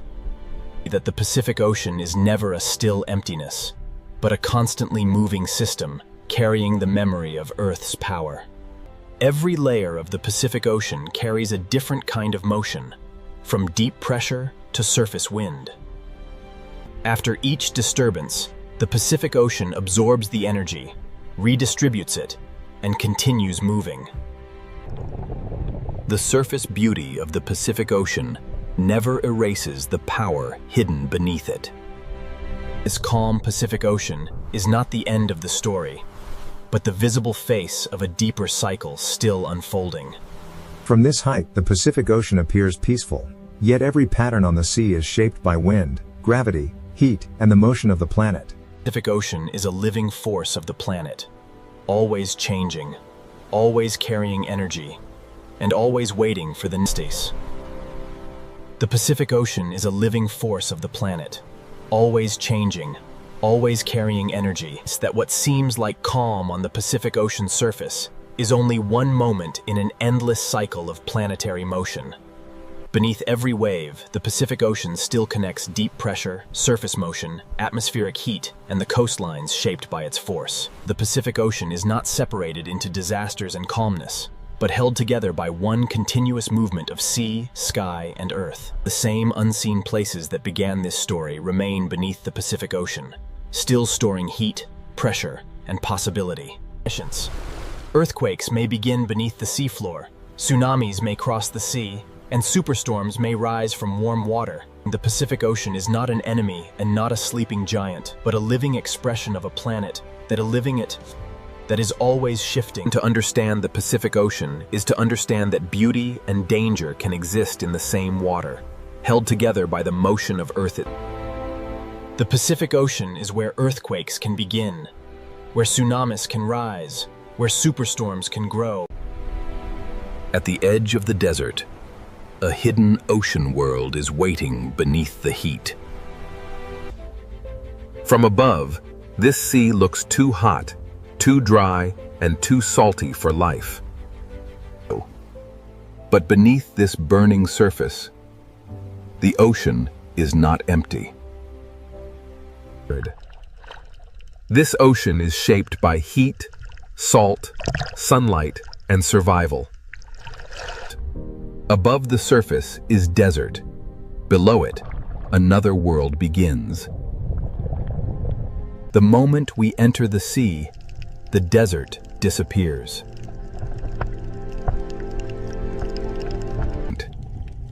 Here, the ocean becomes a city of color, shelter, and movement. Every corner of this sea gives life a place to hide, feed, and survive. In this ocean, survival often begins by moving together. This is the mystery of the Red Sea. How does life flourish in a hot and salty ocean? To answer that mystery, we must look closer at how this ocean builds life from hardship. The reef survives because each tiny organism plays a role in the ocean's larger design. In this ocean, survival begins with finding protection before danger arrives. The open ocean gives them space, but the reef gives them safety. Alone, each fish is fragile. Together, they become harder for the ocean's hunters to break. In this sea, every movement is a decision between feeding and being eaten. The reef is more than beauty. It is a fortress built by life itself. After every moment of danger, the ocean returns to its quiet rhythm. Some creatures survive this ocean not by strength, but through ancient partnerships. In the Red Sea, life survives because every small relationship strengthens the entire ocean world. A single partnership may seem small, but in this ocean, small connections hold the reef together. The reef is not one living thing, but thousands of lives woven through the sea. In this ocean, even movement becomes a language of survival. Where the open sea is dangerous, the smallest spaces become places of safety. In this ocean, survival is not only about strength, it is also about trust. Even in a harsh sea, cooperation can become a powerful survival strategy. Every creature that moves through this sea depends on the health of the reef around it. The ocean current delivers invisible meals to a world that never stops feeding. These tiny animals build the foundation of one of the most resilient ocean habitats on Earth. To understand how life survives in this sea, we must follow the reef from its smallest builders to its greatest challenges. Beyond the reef's beauty, the sea begins to test every life that depends on it. Here, the reef stands between safe shelter and the unknown sea. In this ocean, safety can vanish just a few meters from the reef. The sea brings food, but it also brings pressure that never stops. These corals may look fragile, but they are the architects of survival in this sea. Every mouthful in this ocean depends on a reef strong enough to endure heat and salt. When the sea becomes dangerous, darkness can become protection.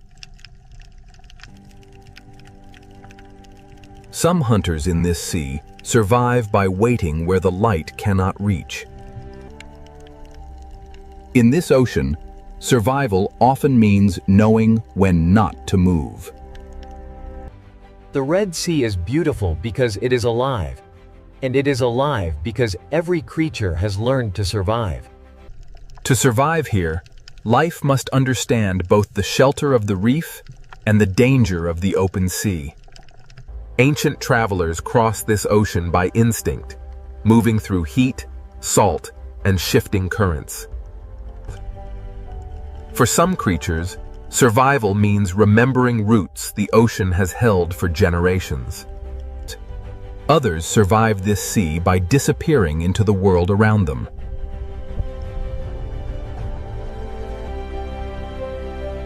In this ocean, even the sand can hide a living strategy. Every part of this sea offers a different way to stay alive.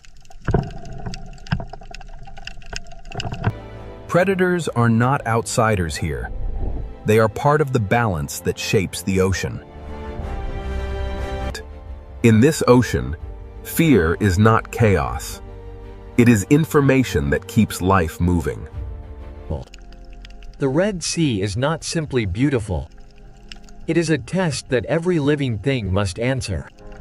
To understand how life survives here, we must first understand the sea itself, its heat, its salt, and its unforgiving power. To understand life in this ocean, we must first understand the heat pressing down from above. This sea receives sunlight with almost no shadow to soften its power. Around this ocean, the land is dry, and fresh water is rare. With little river water entering the sea, salt remains behind. Every day, the sun pulls water upward, but the salt stays in the ocean. This is why the Red Sea becomes saltier than many other ocean waters. For marine life, this salt is not just a background, it is a constant challenge. In shallow water, heat and light can become as powerful as any predator. Here, even shade can be a survival tool.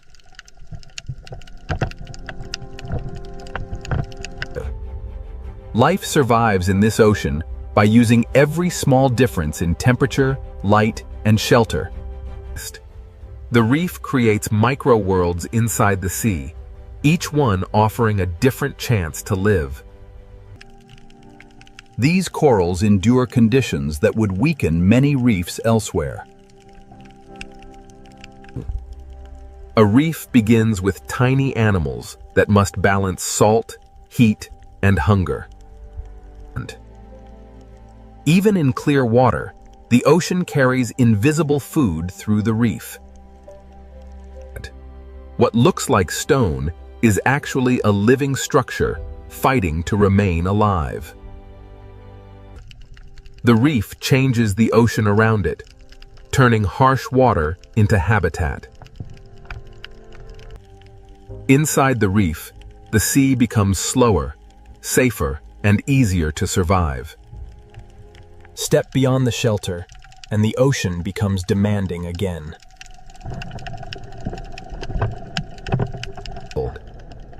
Every second in this ocean requires energy, balance, and adaptation. In this sea, the reef is not only a home, it is protection from the ocean itself. Every breath in this ocean must manage salt, oxygen, and heat. Small choices help life survive in a sea that never stops testing it. The surface may look calm, but it controls the world below.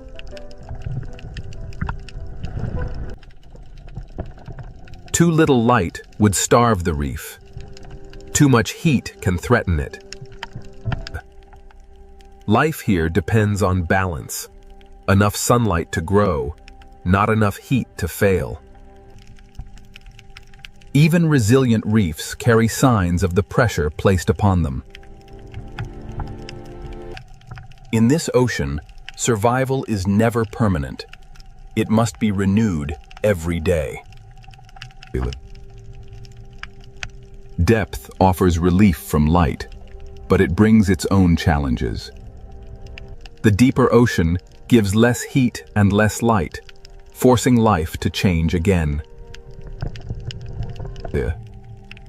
As conditions change, the ocean chooses different survivors. In this ocean, some creatures survive by turning beauty into defense. Warning colors are another language written into the ocean. The Red Sea is not one environment, but a staircase of changing conditions. From the surface to the depths, heat, salt, light, and pressure shape every life. Life survives here by finding the exact layer of ocean it can endure. Away from the reef, the sea becomes wider, emptier, and harder to read. In open water, survival depends on movement, awareness, and the strength to keep going. The reef offers safety, but the wider ocean connects every part of the Red Sea. Now that we understand the seal's heat and salt, we can enter the reef itself, where survival becomes a living city. The reef creates micro-worlds inside the sea, each one offering a different chance to live. A reef begins with tiny animals that must balance salt, heat, and hunger. A reef begins with tiny animals that must balance salt, heat, and hunger. Even in clear water, the ocean carries invisible food through the reef. What looks like stone is actually a living structure fighting to remain alive. The reef changes the ocean around it, turning harsh water into habitat. Inside the reef, the sea becomes slower, safer, and easier to survive. Step beyond the shelter, and the ocean becomes demanding again.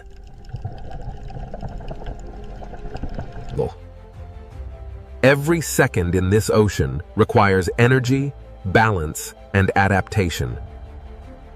In this sea, the reef is not only a home, it is protection from the ocean itself. Every breath in this ocean must manage salt, oxygen, and heat.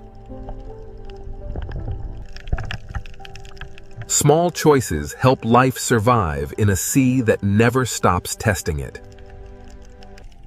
In this ocean, shade can be as important as food. The surface may look calm, but it controls the world below.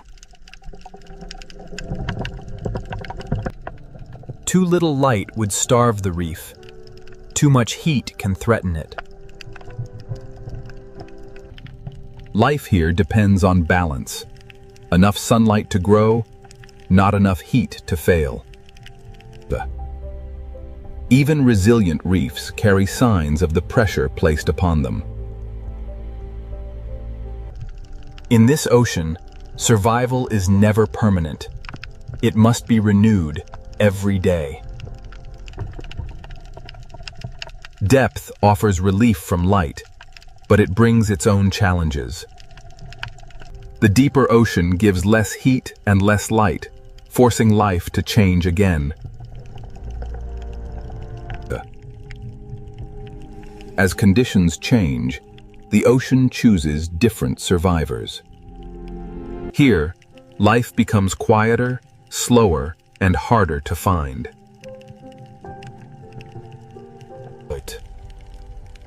In this ocean, some creatures survive by turning beauty into defense.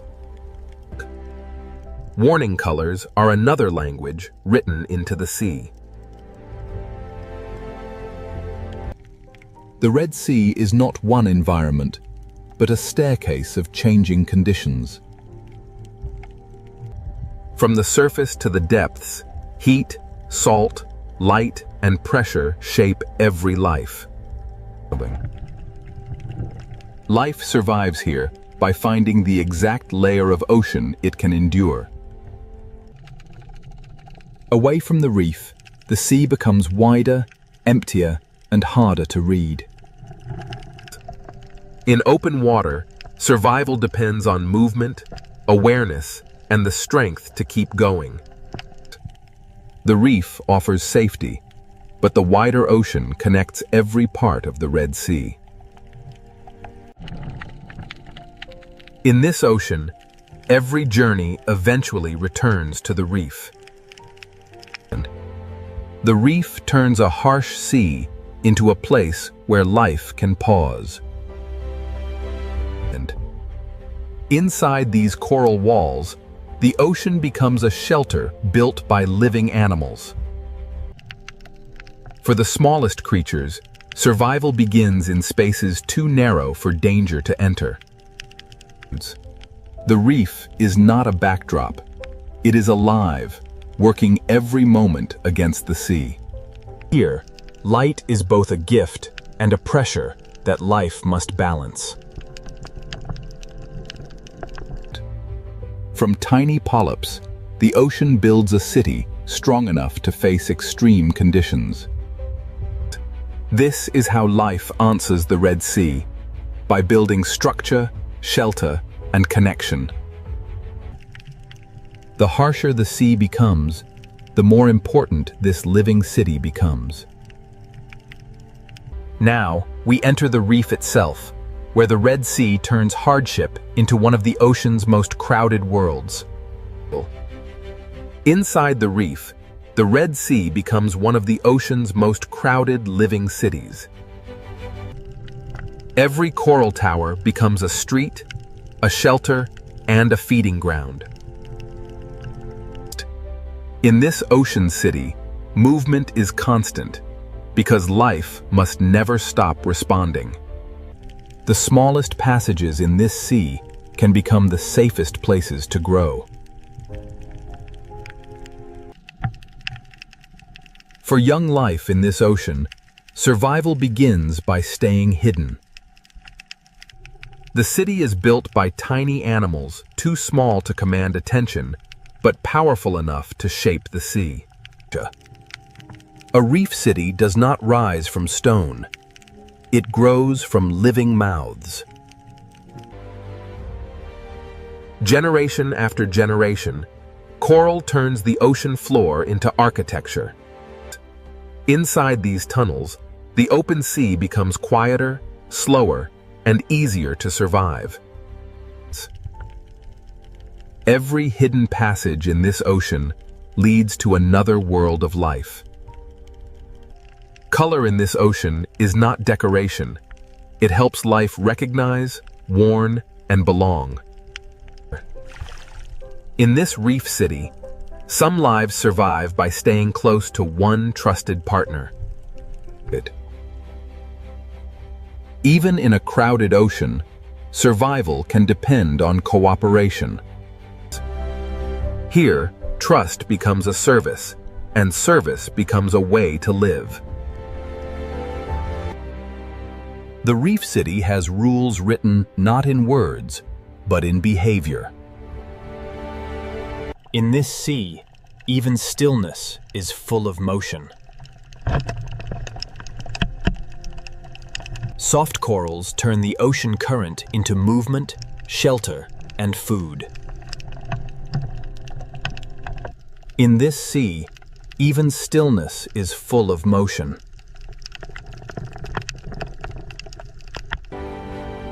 Above the reef, thousands of small bodies become one protective shape. In this ocean, survival can be found in numbers, speed, and perfect timing. A reef city is full of life, but every open space carries risk. The reef does not remove danger. It gives life places to escape. After danger passes, the ocean city returns to its quiet work. Beneath the fish, another layer of the city works close to the ground. The reef survives because even the smallest cleaners remove, recycle, and reuse. Life on the reef is not always fast. Some survival happens slowly, close to the seafloor. Even the open sand between corals becomes part of the city. A home in this ocean may be a coral tower, a tunnel, or a hole in the sand. The reef city is not built from one habitat, but from many connected shelters. Some fish feed on the reef while also helping keep it in balance. In this ocean, nothing is wasted for long.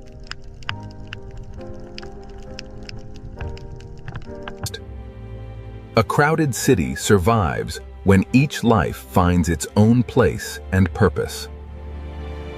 Even in a shared reef, space is valuable.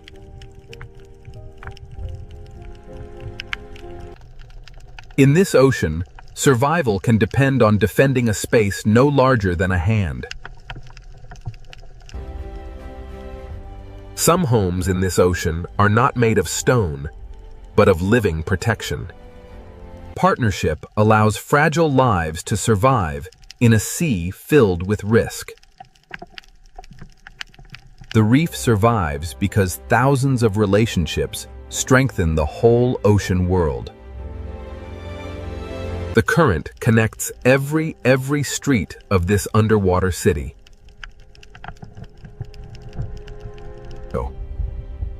Food moves through this ocean as a hidden river inside the sea. One current can feed animals above the reef and animals fixed to the reef itself.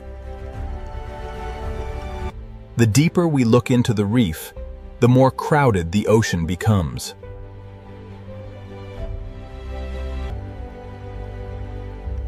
In this ocean city, disguise can be as powerful as speed.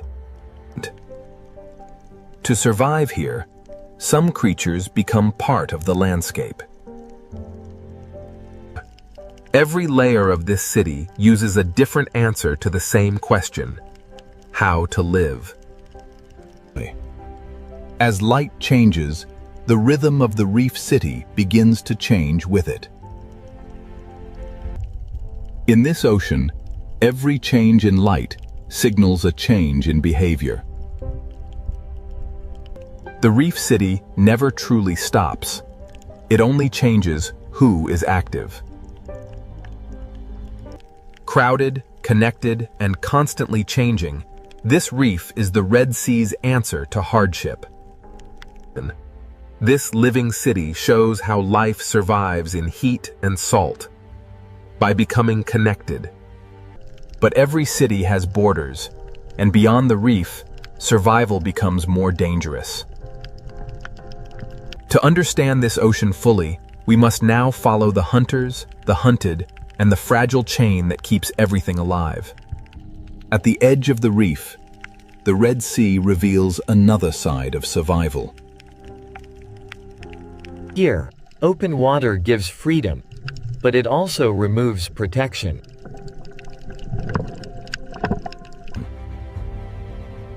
For the hunted, survival begins before the predator appears. Together, thousands of small lives can confuse a hunter's eyes. In this ocean, danger can arrive first as a shadow. The reef does not end the threat. It gives life a place to react. In this sea, surviving once does not mean danger is gone. Every calm moment in the ocean is only a pause between decisions. Some hunters survive by waiting where the reef hides them. In the Red Sea, patience can be as powerful as speed.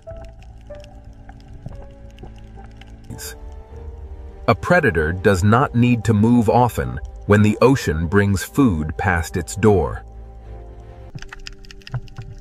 The reef is a shelter for the hunted, but it is also a hiding place for hunters.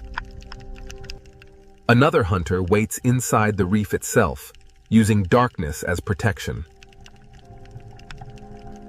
In this sea, stillness can hide hunger. Above the hidden hunters, the reef continues to pulse with life. Some predators do not hide their danger. They display it. Warning is another form of power in this ocean. Beyond the coral, the scale of hunting begins to change.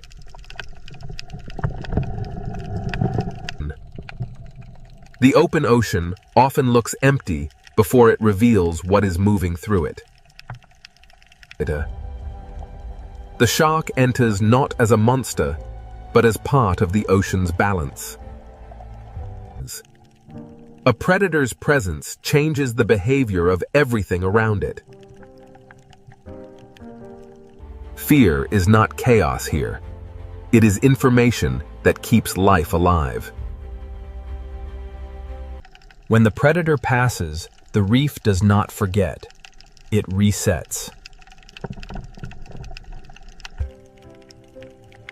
Life in this ocean survives by returning to motion again and again. Not every survivor in this sea depends on speed. On the ocean floor, invisibility can be the safest defense. Some animals survive by becoming almost invisible until movement is necessary. In the Red Sea, one creature's path can open food for another. The food chain is not a straight line. It is a web moving through the whole ocean. Even leftovers become energy in a sea where nothing can be wasted. In this ocean, a shadow can change everything.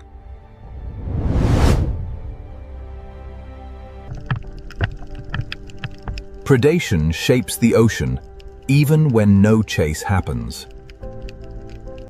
Survival here is not one victory. It is a rhythm repeated all day. Speed matters when the distance between hunter and hunted becomes a heartbeat. The hunted survive by knowing the shape of their city. Failure is also part of hunting in this sea.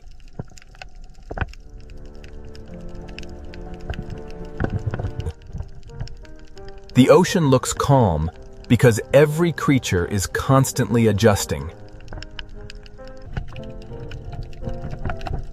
Not every large animal in this ocean is a hunter. Survival also belongs to ancient travelers that cross the reef without rushing.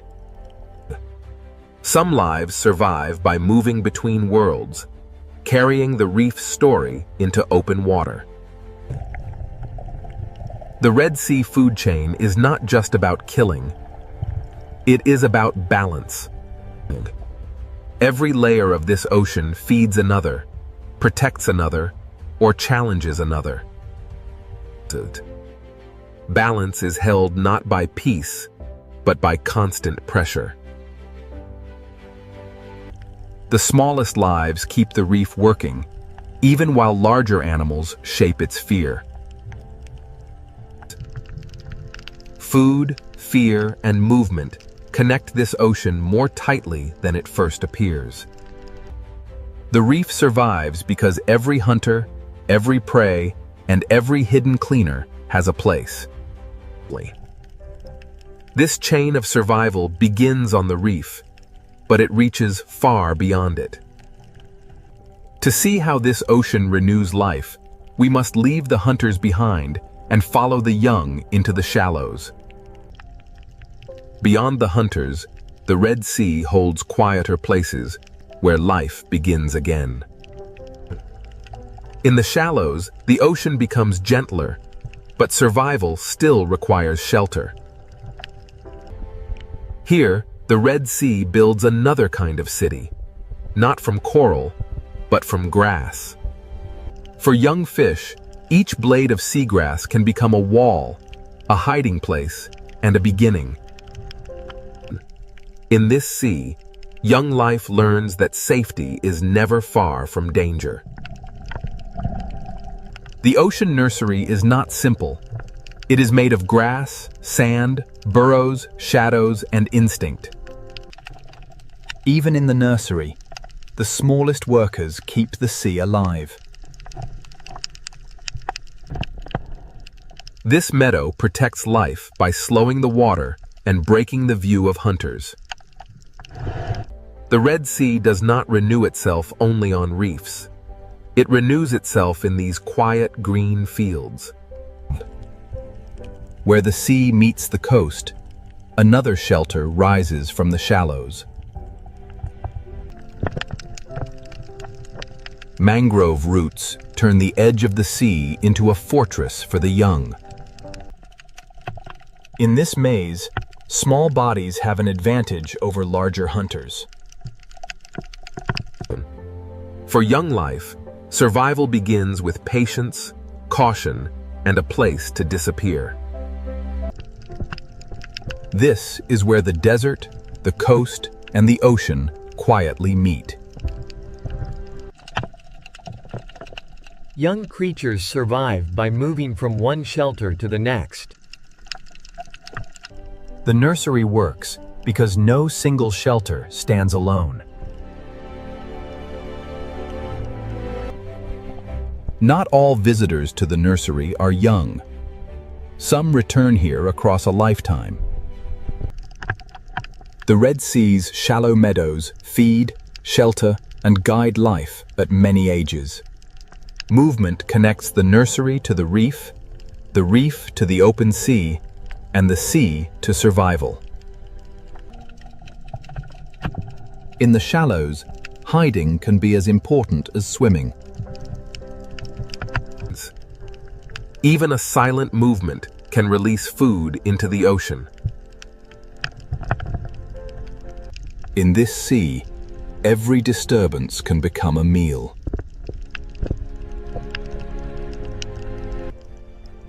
The shallows may look quiet, but they are one of the ocean's busiest beginnings.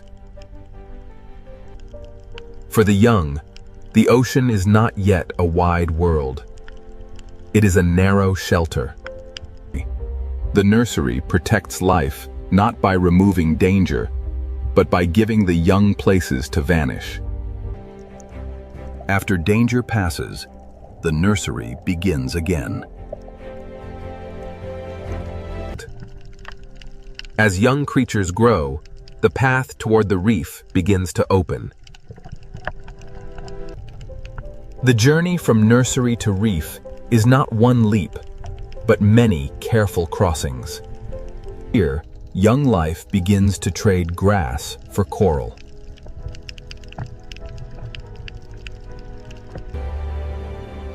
Every small coral patch teaches the skills needed for the larger reef city. The Red Sea survives because its habitats are connected, each one preparing life for the next. Roots, grass, sand, and coral are not separate worlds. They are one coastal ocean network. The mangroves catch what the sea carries and turn it into shelter and food. At the edge of the sea, fallen life becomes food for new life. The young do not grow in one place. They move through a chain of protection. Every crossing teaches the young how to read the sea. When the young reach coral, they enter a world more crowded, more complex, and more dangerous. The nursery does not stand apart from the reef. It feeds the reef with new life. Life survives here because the sea gives it more than one chance to grow. This is how the Red Sea renews itself, through connected habitats that protect the next generation. But the Red Sea is not only shallow nurseries and sunlit reefs.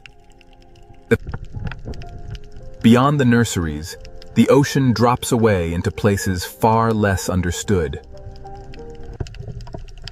The same sea that shelters young life also hides deep and extreme worlds below. To complete the story of survival, we must now leave the sunlight and follow the Red Sea into its hidden depths. Now, the Red Sea will reveal its deepest secret, life where heat, salt, darkness, and mystery meet. This water is so salty and dense that it rests beneath the ocean like a hidden lake. Life survives here by cooperating when strength alone is not enough. Life survives here through partnerships older than memory. Life survives here by building shelter where the sea is harsh. For many animals, survival means knowing where not to go. In the deep sea, distance from danger can be the difference between life and death. Even in the quietest parts of the ocean, life finds surfaces to hold on to. The farther we descend, the less the ocean looks like the world above.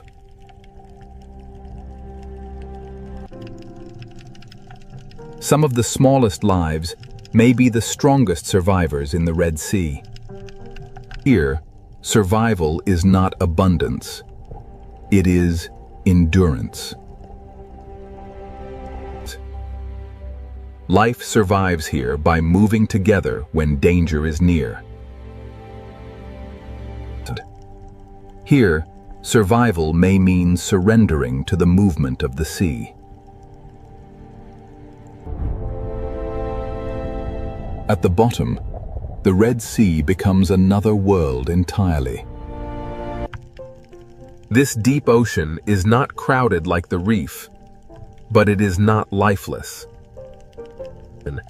Around these extreme pools, life must adapt to chemistry that would overwhelm many creatures. The Red Sea teaches that life can shrink, hide, and change rather than disappear. Even here, far below the reef, life depends on the ocean above.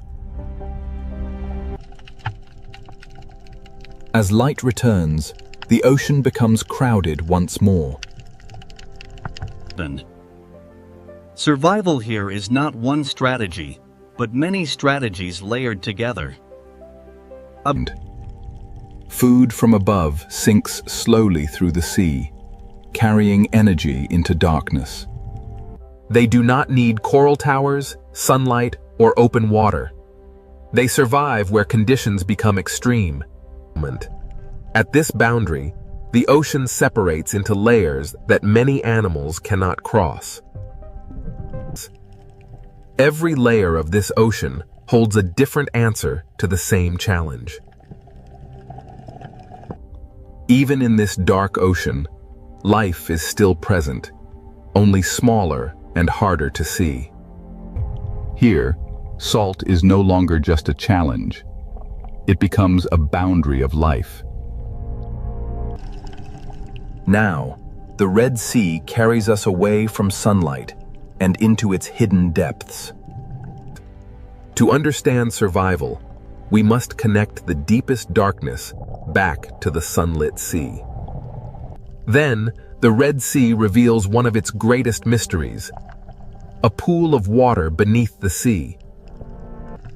Where light is stronger, the Red Sea builds complexity from color and movement.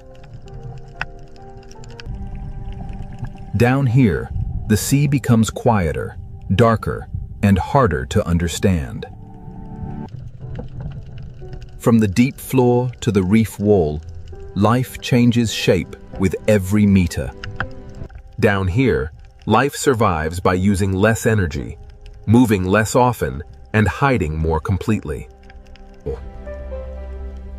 Now the reef no longer looks simply beautiful. It looks resilient. Every relationship strengthens the ocean world around it.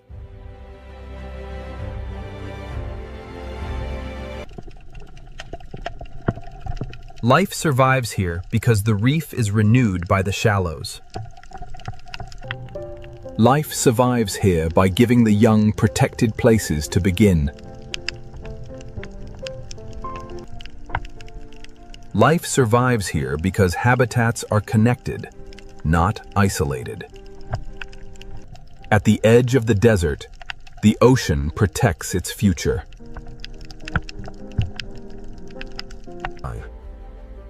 The answer is not found in one place, but in the connection between all places. Heat, salt, light, darkness, danger, and shelter all shape this ocean together. Life survives in the Red Sea because it adapts at every scale. Some lives endure by moving through the ocean with ancient patience. Some survive by blending with the seafloor and moving only when the moment is right.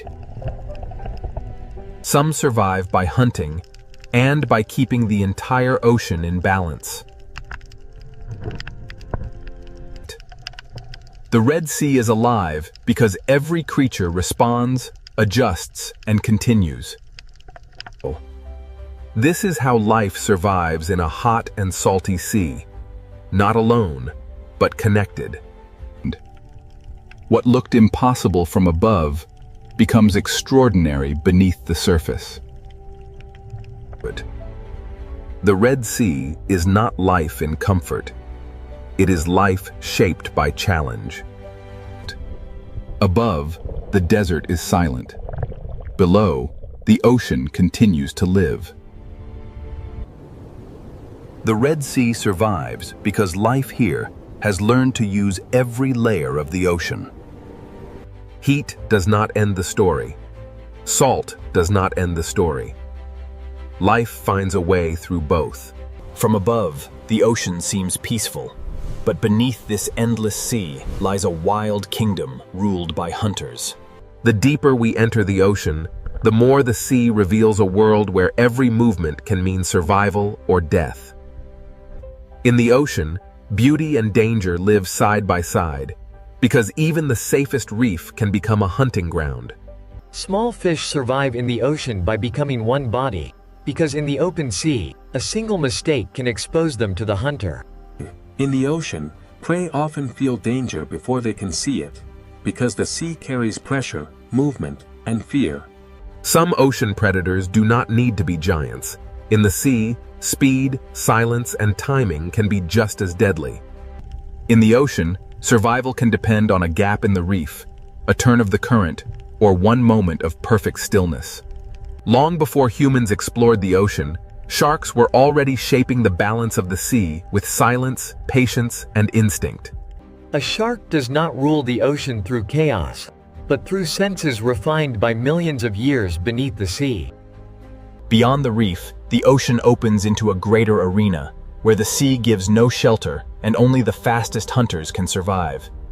Out here in the open ocean, the sea belongs to creatures built for distance, speed, and relentless pursuit. In the ocean, speed is not only movement. In the sea, speed is survival, power, and control. Across the open sea, there are no walls, no caves, and no coral branches. Only speed can decide who escapes. When fear spreads through the ocean, prey gather into one shining shape, hoping the sea will hide the individual inside the crowd. In the ocean, every hunt is a battle between panic and precision, and the sea rewards the hunter that chooses the perfect moment. The surface of the ocean may look like escape, but in the sea, danger can attack from every direction. Some ocean predators do not rule by force alone. In the sea, intelligence can turn open water into a trap. In the ocean, teamwork can change the rules of the hunt, because one predator may chase, but many predators can control the sea. After every chase, the ocean becomes quiet again, but the silence of the sea is never empty. The ocean is not ruled by one kind of hunter, because the sea creates many forms of power, and each one claims its own territory. Not every hunter in the ocean chases across the open sea. Some wait where the ocean itself becomes a trap. In these narrow parts of the sea, the fastest creature does not always win. The one that understands the terrain may hold the power. In the ocean, patience can become a weapon, and a motionless hunter can be more dangerous than one in pursuit. A hunt in the ocean does not always begin with a chase. Sometimes it begins with silence, distance, and one mistake. In the sea, a single second can separate safety from capture, and after the strike, the ocean becomes quiet again. Some ocean predators do not patrol the open sea. They turn darkness inside the reef into a doorway for hunting. In the ocean, the line between home and hunting ground can be almost invisible. The ocean does not hide every threat in shadow. Sometimes the sea displays danger in color, shape, and stillness. In the ocean, survival is not always about being the largest. Sometimes it is about being impossible to attack. The ocean creates many kinds of predators, and each one rules only where its own strength becomes the perfect weapon. Even in the gentle corners of the ocean, the sea never stops testing the young, the weak, and the careless.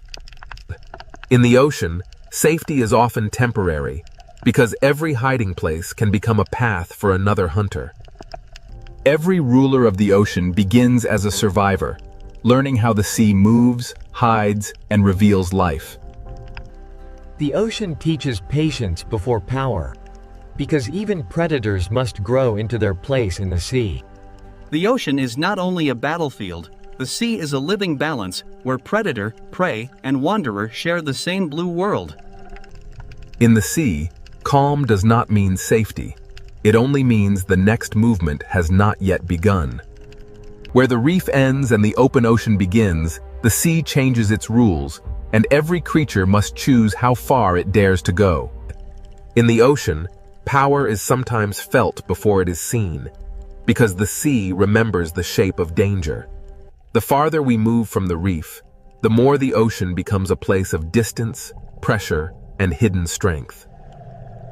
Some ocean predators seem shaped by another age, built to read the invisible signals of life moving through the sea. In the ocean, true power is not always loud. Sometimes the sea gives authority to those that move with perfect control. Every predator leaves a mark on the ocean, but the sea quickly hides its secrets again. Even in a sea of hunters, the ocean depends on moments of trust, pause, and delicate balance. When light fades in the ocean, the sea does not sleep. It simply gives power to different hunters. At dusk, the ocean becomes a world of outlines, where the sea favors hunters that can sense more than they can see. In darkness, the ocean speaks through vibration, scent, pressure, and flashes of light. Far below the sunlit ocean, the sea creates hunters shaped by darkness, pressure, and patience.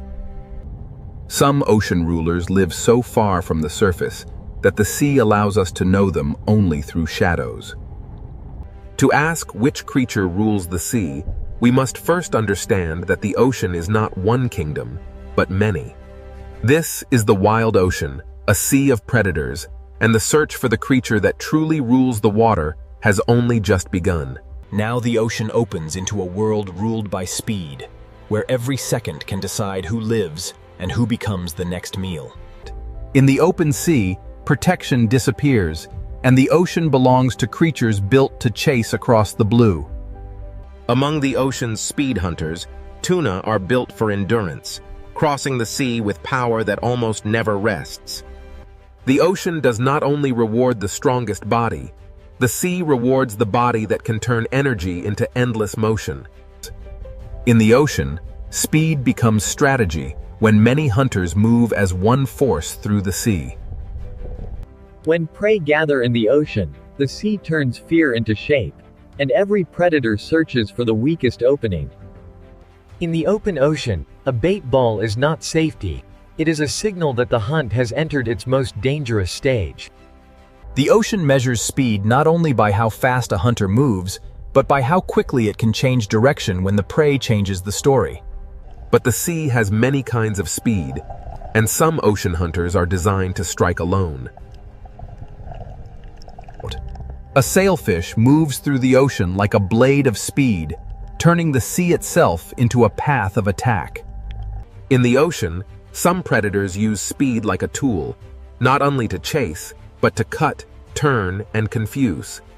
The sea rewards the hunter that can read the movement of 1,000 fish and find the one mistake inside the crowd. In the open ocean, escape is not a place, escape is a direction, and the hunter must close that direction before the prey finds it. Beyond the flash of the sailfish, the ocean holds another kind of speed, heavier, colder, and more explosive. The mako shark is one of the kayo pure speed hunters, built to turn muscle into explosive motion beneath the sea. In the ocean, speed without control is wasted, and the true hunter must move fast and decide faster. A single burst across the ocean can change the shape of the entire school, even when the strike itself is over in a heartbeat. Sometimes the pressure of the ocean becomes so great that prey must leave the sea for a few seconds of hope. But the ocean always waits below, and every return to the sea brings the chase back into motion. But in the ocean, beauty can move with astonishing speed, and color can belong to a hunter as much as to the reef. Open ocean hunters must read light as much as movement, because in the sea, a flash of silver can reveal the path of prey. The open ocean is not empty. The sea is layered with hunters, each one built for a different kind of pursuit. In the ocean, separation can be fatal, because the sea is most dangerous when a creature stands alone. A barracuda does not need a long chase. In the ocean, it waits for the moment when distance becomes small enough to erase. In the sea, straight-line speed can become a weapon when the predator knows exactly where the prey must turn next. But in the ocean, speed becomes even more powerful when it is guided by memory, sound, and teamwork. These ocean hunters do not simply follow prey. They shape the sea around it until escape becomes harder. In the ocean, teamwork can turn empty water into invisible walls. The sea does not give power to one design alone. The ocean creates many answers to the same hunger. Even in the open ocean, the sea has hidden roads, and predators learn where life gathers. A hunter in the ocean must understand water, because the sea decides where food moves before the predator ever arrives. When millions of small fish move through the ocean, the sea becomes a signal that calls hunters from every direction. In the ocean, a school survives by turning together, but the larger the school becomes, the more hunters it attracts. The ocean's greatest hunts often begin when many predators follow the same signal of fear. Here, speed rules the sea for a moment, but speed alone cannot explain the full power of the ocean.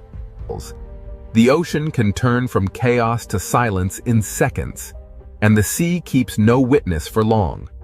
But below the speed of the open ocean, another kind of predator waits, older, quieter, and shaped by time. The fastest hunters may dominate the moment, but the ocean also belongs to predators that have survived for millions of years.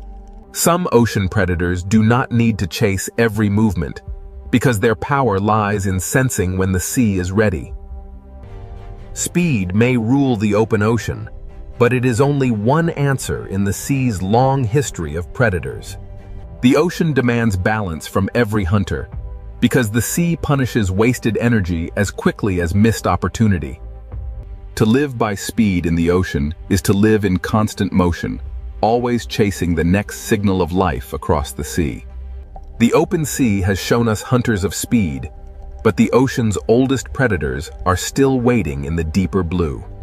Long before speed ruled the open ocean, sharks were already mastering the sea through silence, senses, and survival.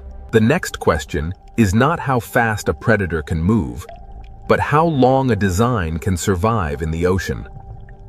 In the open sea, speed can rule the chase, but in the deeper ocean, something older is about to take control. Now we enter the world of sharks, ancient predators shaped by the ocean long before speed became a spectacle. A great white shark does not need to rush through the sea, because the ocean has already given it patience, strength, and perfect design. In the ocean, a shark is not a monster. It is a living record of millions of years of survival beneath the sea. In the ocean, the hunt often begins long before the chase, when the predator studies movement from below. A shark can turn the ocean's layers into strategy, using depth as cover and silence as pressure. In the sea, power is sometimes measured by the fear a predator creates without touching anything at all. Not every shark rules the ocean in the same way. Some move like wandering investigators of the sea. A tiger shark survives in the ocean by being curious, adaptable, and willing to explore almost every edge of the sea. In the ocean, an apex predator can reshape a place simply by passing through it. The hammerhead shows how the ocean can shape a predator into something strange, precise, and perfectly suited to the sea. In the sea, a predator does not need to see everything when it can feel the hidden movements of life. At the reef edge, sharks become part of the ocean's rhythm, arriving as light fades and confidence changes sides. The reef shark rules through familiarity, knowing every current, corner, and shadow of its ocean territory. Even sharks, the ocean's ancient hunters, are not separate from the balance of the sea. Some sharks carry the ocean's power into murkier borders, where the sea becomes harder to read. In unclear water, the ocean favors predators that can sense what others cannot see. Here, the ocean rewards agility, because a hunter must turn as quickly as the reef changes shape. A shark's power in the ocean is not only in motion, it is also in knowing when to remain still. In the sea, energy is precious, and the best predators spend it only when the ocean gives them reason. Not every shark dominates the ocean with speed. Some survive through persistence, smell, and careful searching. The ocean has room for many kinds of shark, because survival in the sea is never one single strategy. Far from land, the ocean becomes a desert of blue, and the patient predator may be the one that survives. In the open ocean, a shark must become both hunter and traveler, crossing the sea with calm endurance. In shallow ocean waters, smaller sharks prove that size is not the only path to control. The blue shark shows another face of ocean power, light, graceful, and built to roam the sea for extraordinary distances. In the ocean, endurance can be as powerful as speed, because the sea belongs to those that can keep moving. Every curve of a shark's body is an answer to the ocean, shaped by pressure, hunger, and motion. Sharks are not one story in the ocean. They are many stories, written across reefs, coasts, open seas, and darkness. Some sharks carry the ancient ocean into the deep, where speed gives way to pressure, darkness, and patience. In the deeper sea, a shark may not need to move quickly, because time itself becomes part of the hunt. Some ocean predators seem to belong to another time, surviving not through speed, but through endurance beyond imagination. Every ancient hunter of the ocean begins small, learning the sea before it can command it. The ocean teaches every shark the first law of survival. Understand the water before trusting your strength. When night enters the ocean, sharks gain an older advantage, moving through a sea of senses beyond sight. In darkness, the ocean becomes a network of pressure, scent, and vibration, and the shark knows how to read it. A shark changes the ocean around it, even when it does not strike, because every creature understands what its presence means. In the sea, predators do more than take life. They shape where life moves, hides, feeds, and survives. Sometimes the ocean reveals a shark, not by showing the shark, but by showing the fear that moves ahead of it. A shark's shape is one of the ocean's most recognizable symbols, because the sea has repeated its success for ages. The teeth of a shark are famous, but in the ocean, teeth are only one part of a far greater design. The ocean does not fear sharks as outsiders. The sea depends on them as part of its ancient order. Speed can dominate the chase, but sharks remind us that the ocean also rewards patience, senses, and time. If the sea were ruled by age, survival, and design, sharks would stand among the strongest contenders. But the ocean is too vast for one kind of power, and even sharks share the sea with rivals that hunt in different ways. Beyond the ancient hunters, the sea holds predators whose greatest weapon is not teeth alone, but the mind. The ocean's next challenge to the shark is not only faster or larger, it is more coordinated. If sharks are the ocean's ancient design, then the next hunters may represent something even more difficult to face: intelligence. Sharks have ruled the ocean through time, senses, and survival, but now the sea reveals hunters that rule through memory, teamwork, and strategy. After the ancient power of sharks, the ocean now reveals predators whose greatest weapon is intelligence. In the sea, one hunter can chase, but a family of hunters can plan. Orcas do not simply move through the ocean. They read the sea, remember it, and share that knowledge with one another. In the ocean, communication can become a weapon when every member of the pod understands the same moment.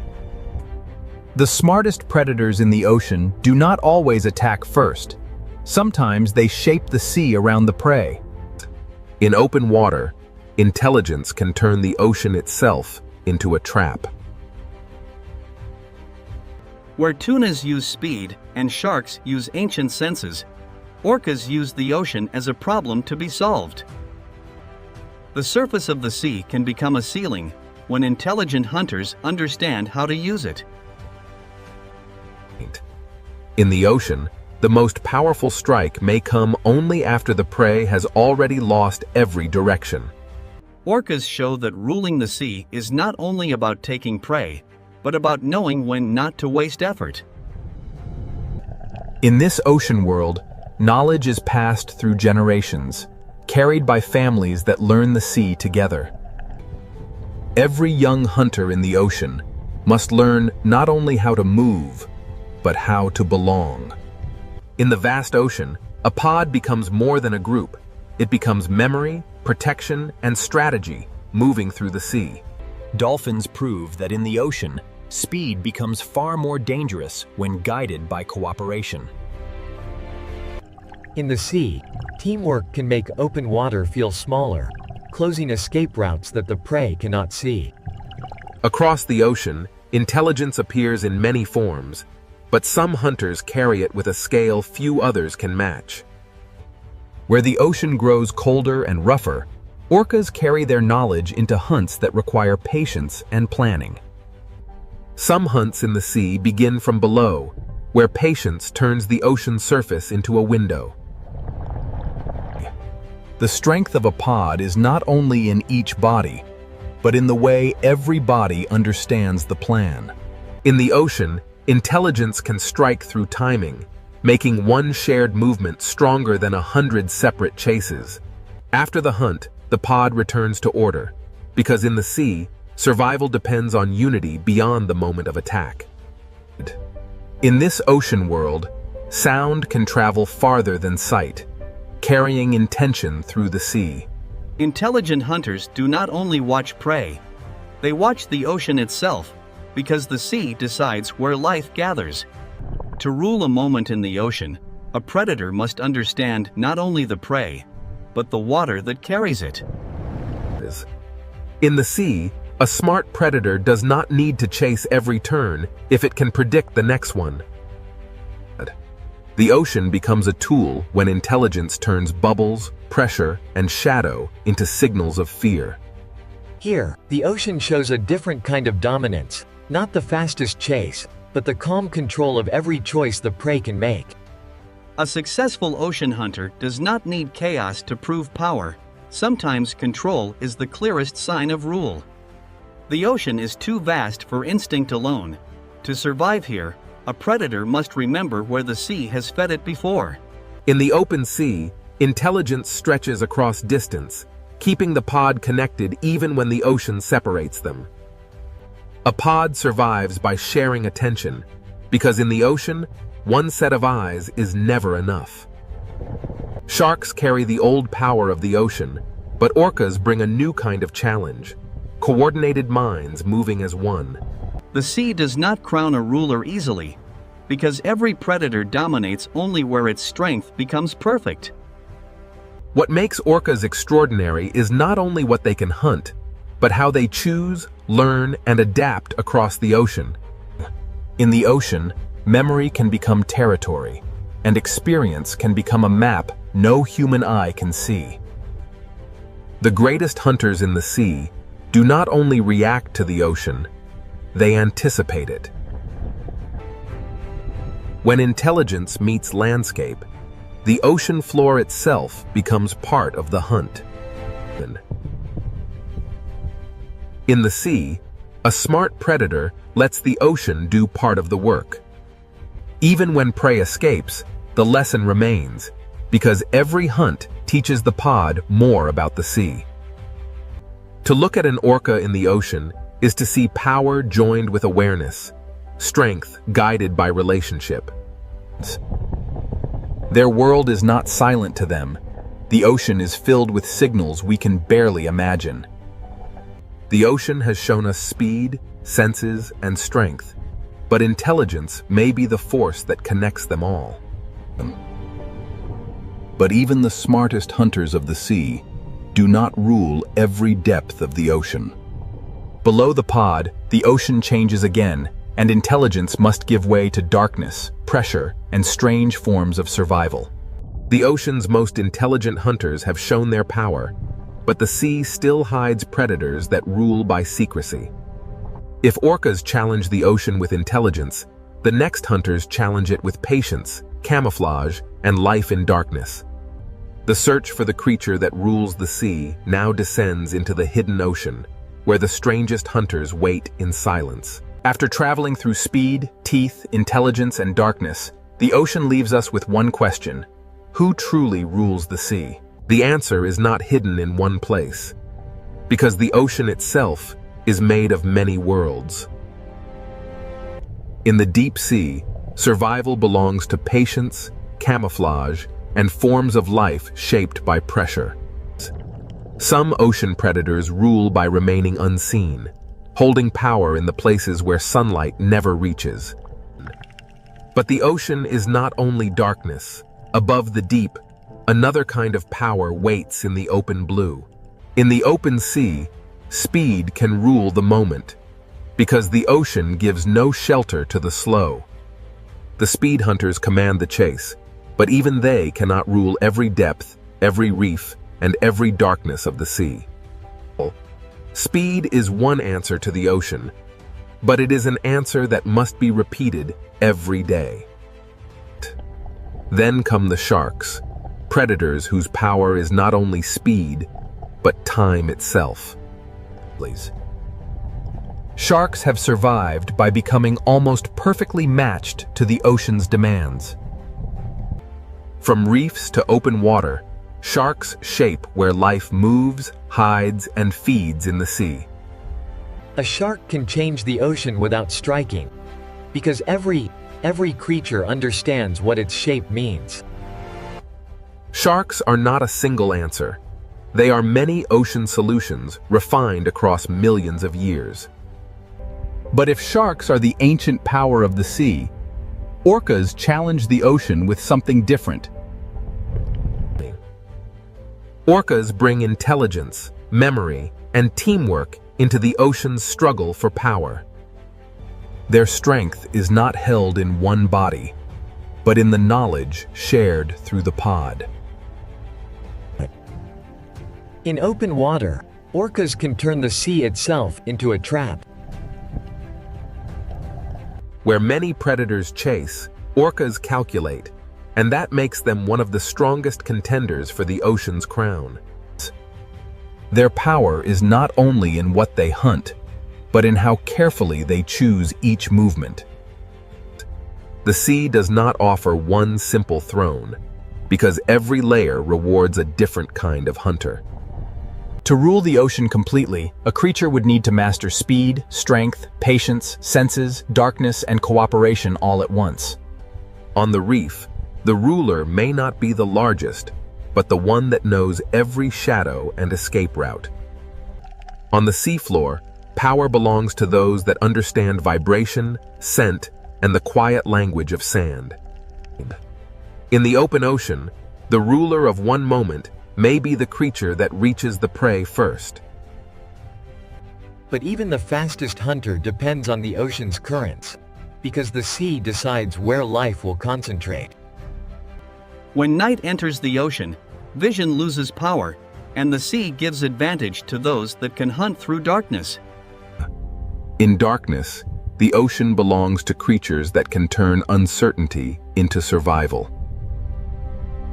In the deep sea, the question of rule becomes harder, because the strongest hunters are often the least visible. Here, power may belong to the creature that waits longest and spends the least. The ocean has shown us that dominance is not one thing. It changes with depth, light, current, and hunger. The sea is not ruled like a kingdom on land. It is ruled in moments, zones, and strategies. Every predator shapes the ocean, but none stands outside the balance that supports it. The sea survives because predators prevent weakness from becoming collapse, keeping life moving through the system. Fear is part of the ocean, but so is renewal, because every hunt returns energy to the sea. If one creature comes closest to ruling the sea, the orca stands among the strongest answers. With strength, strategy, family, and intelligence, orcas combine many forms of ocean power into one living force.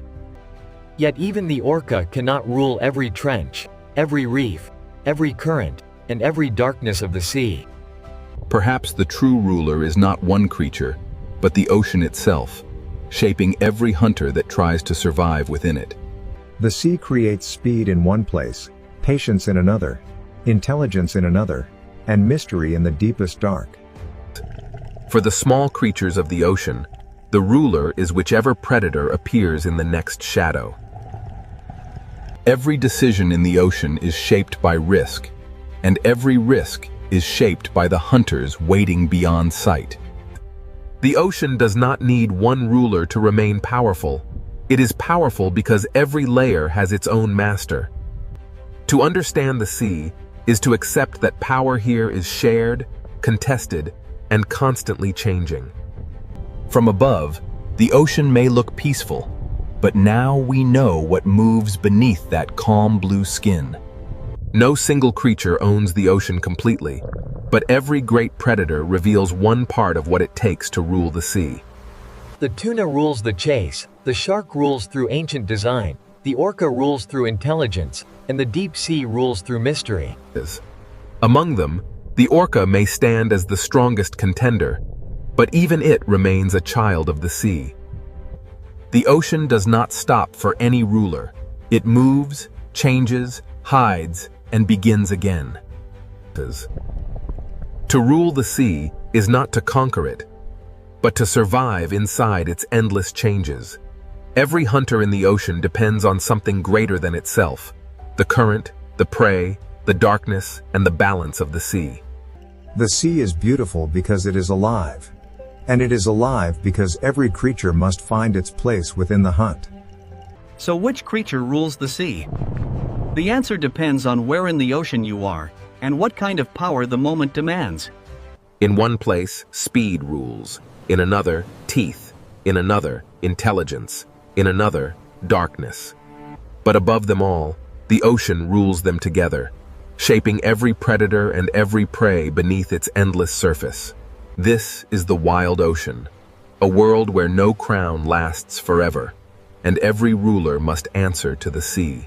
From above, the ocean seems peaceful, but beneath this endless sea lies a wild kingdom ruled by hunters. The deeper we enter the ocean, the more the sea reveals a world where every movement can mean survival or death. In the ocean, beauty and danger live side by side, because even the safest reef can become a hunting ground. Small fish survive in the ocean by becoming one body, because in the open sea, a single mistake can expose them to the hunter. In the ocean, prey often feel danger before they can see it, because the sea carries pressure, movement, and fear.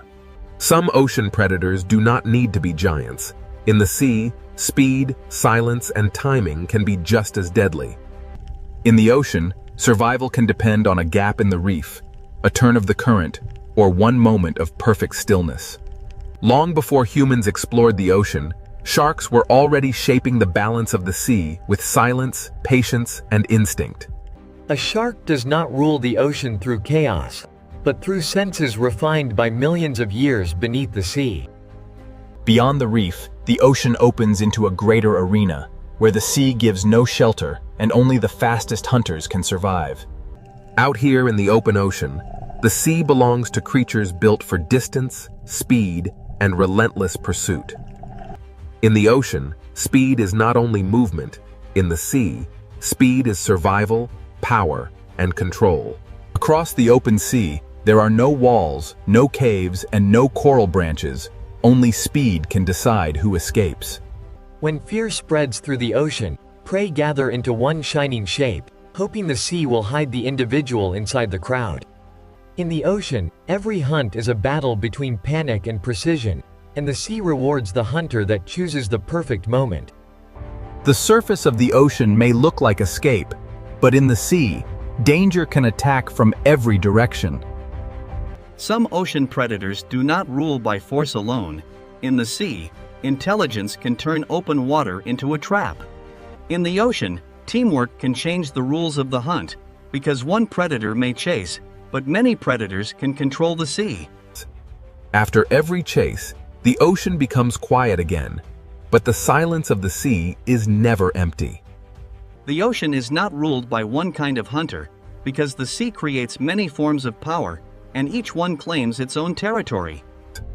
Not every hunter in the ocean chases across the open sea. Some wait where the ocean itself becomes a trap. In these narrow parts of the sea, the fastest creature does not always win. The one that understands the terrain may hold the power. In the ocean, patience can become a weapon, and a motionless hunter can be more dangerous than one in pursuit. A hunt in the ocean does not always begin with a chase. Sometimes it begins with silence, distance, and one mistake. In the sea, a single second can separate safety from capture, and after the strike, the ocean becomes quiet again. Some ocean predators do not patrol the open sea. They turn darkness inside the reef into a doorway for hunting. In the ocean, the line between home and hunting ground can be almost invisible. The ocean does not hide every threat in shadow. Sometimes the sea displays danger in color, shape, and stillness. In the ocean, survival is not always about being the largest. Sometimes it is about being impossible to attack. The ocean creates many kinds of predators, and each one rules only where its own strength becomes the perfect weapon. Even in the gentle corners of the ocean, the sea never stops testing the young, the weak, and the careless. In the ocean, safety is often temporary, because every hiding place can become a path for another hunter. Every ruler of the ocean begins as a survivor, learning how the sea moves, hides, and reveals life. The ocean teaches patience before power, because even predators must grow into their place in the sea. The ocean is not only a battlefield, the sea is a living balance where predator, prey, and wanderer share the same blue world. In the sea, calm does not mean safety. It only means the next movement has not yet begun. Where the reef ends and the open ocean begins, the sea changes its rules, and every creature must choose how far it dares to go. In the ocean, power is sometimes felt before it is seen, because the sea remembers the shape of danger. The farther we move from the reef, the more the ocean becomes a place of distance, pressure, and hidden strength. Some ocean predators seem shaped by another age, built to read the invisible signals of life moving through the sea. In the ocean, true power is not always loud. Sometimes the sea gives authority to those that move with perfect control. Every predator leaves a mark on the ocean, but the sea quickly hides its secrets again. Even in a sea of hunters, the ocean depends on moments of trust, pause, and delicate balance. When light fades in the ocean, the sea does not sleep. It simply gives power to different hunters. At dusk, the ocean becomes a world of outlines, where the sea favors hunters that can sense more than they can see. In darkness, the ocean speaks through vibration, scent, pressure, and flashes of light. Far below the sunlit ocean, the sea creates hunters shaped by darkness, pressure, and patience. Some ocean rulers live so far from the surface that the sea allows us to know them only through shadows. To ask which creature rules the sea, we must first understand that the ocean is not one kingdom, but many. This is the wild ocean, a sea of predators, and the search for the creature that truly rules the water has only just begun. Now the ocean opens into a world ruled by speed, where every second can decide who lives and who becomes the next meal. In the open sea, protection disappears, and the ocean belongs to creatures built to chase across the blue. Among the ocean's speed hunters, tuna are built for endurance, crossing the sea with power that almost never rests. The ocean does not only reward the strongest body, The sea rewards the body that can turn energy into endless motion. In the ocean, speed becomes strategy when many hunters move as one force through the sea. When prey gather in the ocean, the sea turns fear into shape, and every predator searches for the weakest opening. In the open ocean, a bait ball is not safety. It is a signal that the hunt has entered its most dangerous stage. The ocean measures speed not only by how fast a hunter moves, but by how quickly it can change direction when the prey changes the story. But the sea has many kinds of speed, and some ocean hunters are designed to strike alone. A sailfish moves through the ocean like a blade of speed, turning the sea itself into a path of attack. In the ocean, some predators use speed like a tool, not only to chase, but to cut, turn, and confuse. The sea rewards the hunter that can read the movement of 1,000 fish and find the one mistake inside the crowd. In the open ocean, escape is not a place, escape is a direction, and the hunter must close that direction before the prey finds it. Beyond the flash of the sailfish, the ocean holds another kind of speed, heavier, colder, and more explosive. The mako shark is one of the kayo pure speed hunters, built to turn muscle into explosive motion beneath the sea. In the ocean, speed without control is wasted, and the true hunter must move fast and decide faster. A single burst across the ocean can change the shape of the entire school, even when the strike itself is over in a heartbeat. Sometimes the pressure of the ocean becomes so great that prey must leave the sea for a few seconds of hope. But the ocean always waits below, and every return to the sea brings the chase back into motion. But in the ocean, beauty can move with astonishing speed, and color can belong to a hunter as much as to the reef.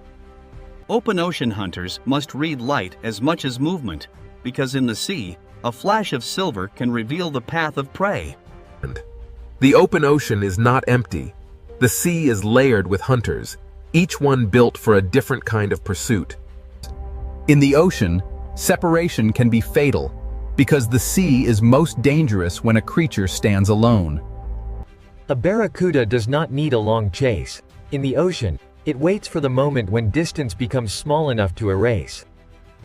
In the sea, straight-line speed can become a weapon when the predator knows exactly where the prey must turn next. But in the ocean, speed becomes even more powerful when it is guided by memory, sound, and teamwork. These ocean hunters do not simply follow prey. They shape the sea around it until escape becomes harder.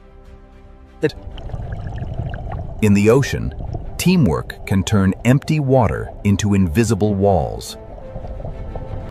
The sea does not give power to one design alone. The ocean creates many answers to the same hunger. Even in the open ocean, the sea has hidden roads, and predators learn where life gathers. A hunter in the ocean must understand water, because the sea decides where food moves before the predator ever arrives. When millions of small fish move through the ocean, the sea becomes a signal that calls hunters from every direction. In the ocean, a school survives by turning together, but the larger the school becomes, the more hunters it attracts. The ocean's greatest hunts often begin when many predators follow the same signal of fear. Here, speed rules the sea for a moment, but speed alone cannot explain the full power of the ocean. The ocean can turn from chaos to silence in seconds, and the sea keeps no witness for long. Below the speed of the open ocean, another kind of predator waits, older, quieter, and shaped by time. The fastest hunters may dominate the moment, but the ocean also belongs to predators that have survived for millions of years. Some ocean predators do not need to chase every movement, because their power lies in sensing when the sea is ready.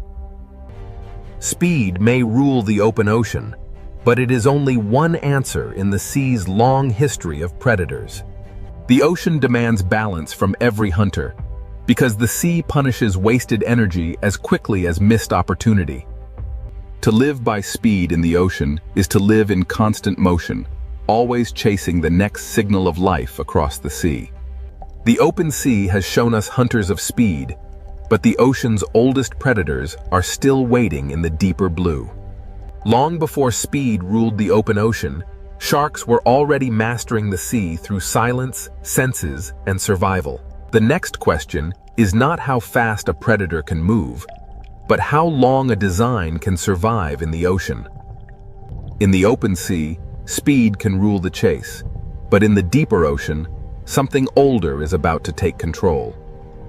Now we enter the world of sharks, ancient predators shaped by the ocean long before speed became a spectacle. A great white shark does not need to rush through the sea, because the ocean has already given it patience, strength, and perfect design. In the ocean, a shark is not a monster. It is a living record of millions of years of survival beneath the sea. In the ocean, the hunt often begins long before the chase, when the predator studies movement from below. A shark can turn the ocean's layers into strategy, using depth as cover and silence as pressure. In the sea, power is sometimes measured by the fear a predator creates without touching anything at all. Not every shark rules the ocean in the same way. Some move like wandering investigators of the sea. A tiger shark survives in the ocean by being curious, adaptable, and willing to explore almost every edge of the sea. In the ocean, an apex predator can reshape a place simply by passing through it. The hammerhead shows how the ocean can shape a predator into something strange, precise, and perfectly suited to the sea. In the sea, a predator does not need to see everything when it can feel the hidden movements of life. At the reef edge, sharks become part of the ocean's rhythm, arriving as light fades and confidence changes sides. The reef shark rules through familiarity, knowing every current, corner, and shadow of its ocean territory. Even sharks, the ocean's ancient hunters, are not separate from the balance of the sea. Some sharks carry the ocean's power into murkier borders, where the sea becomes harder to read. In unclear water, the ocean favors predators that can sense what others cannot see. In shallow ocean waters, smaller sharks prove that size is not the only path to control. Here, the ocean rewards agility, because a hunter must turn as quickly as the reef changes shape. A shark's power in the ocean is not only in motion, it is also in knowing when to remain still. In the sea, energy is precious, and the best predators spend it only when the ocean gives them reason. Not every shark dominates the ocean with speed. Some survive through persistence, smell, and careful searching. The ocean has room for many kinds of shark, because survival in the sea is never one single strategy. Far from land, the ocean becomes a desert of blue, and the patient predator may be the one that survives. In the open ocean, a shark must become both hunter and traveler, crossing the sea with calm endurance. The blue shark shows another face of ocean power, light, graceful, and built to roam the sea for extraordinary distances. In the ocean, endurance can be as powerful as speed, because the sea belongs to those that can keep moving. Every curve of a shark's body is an answer to the ocean, shaped by pressure, hunger, and motion. Sharks are not one-story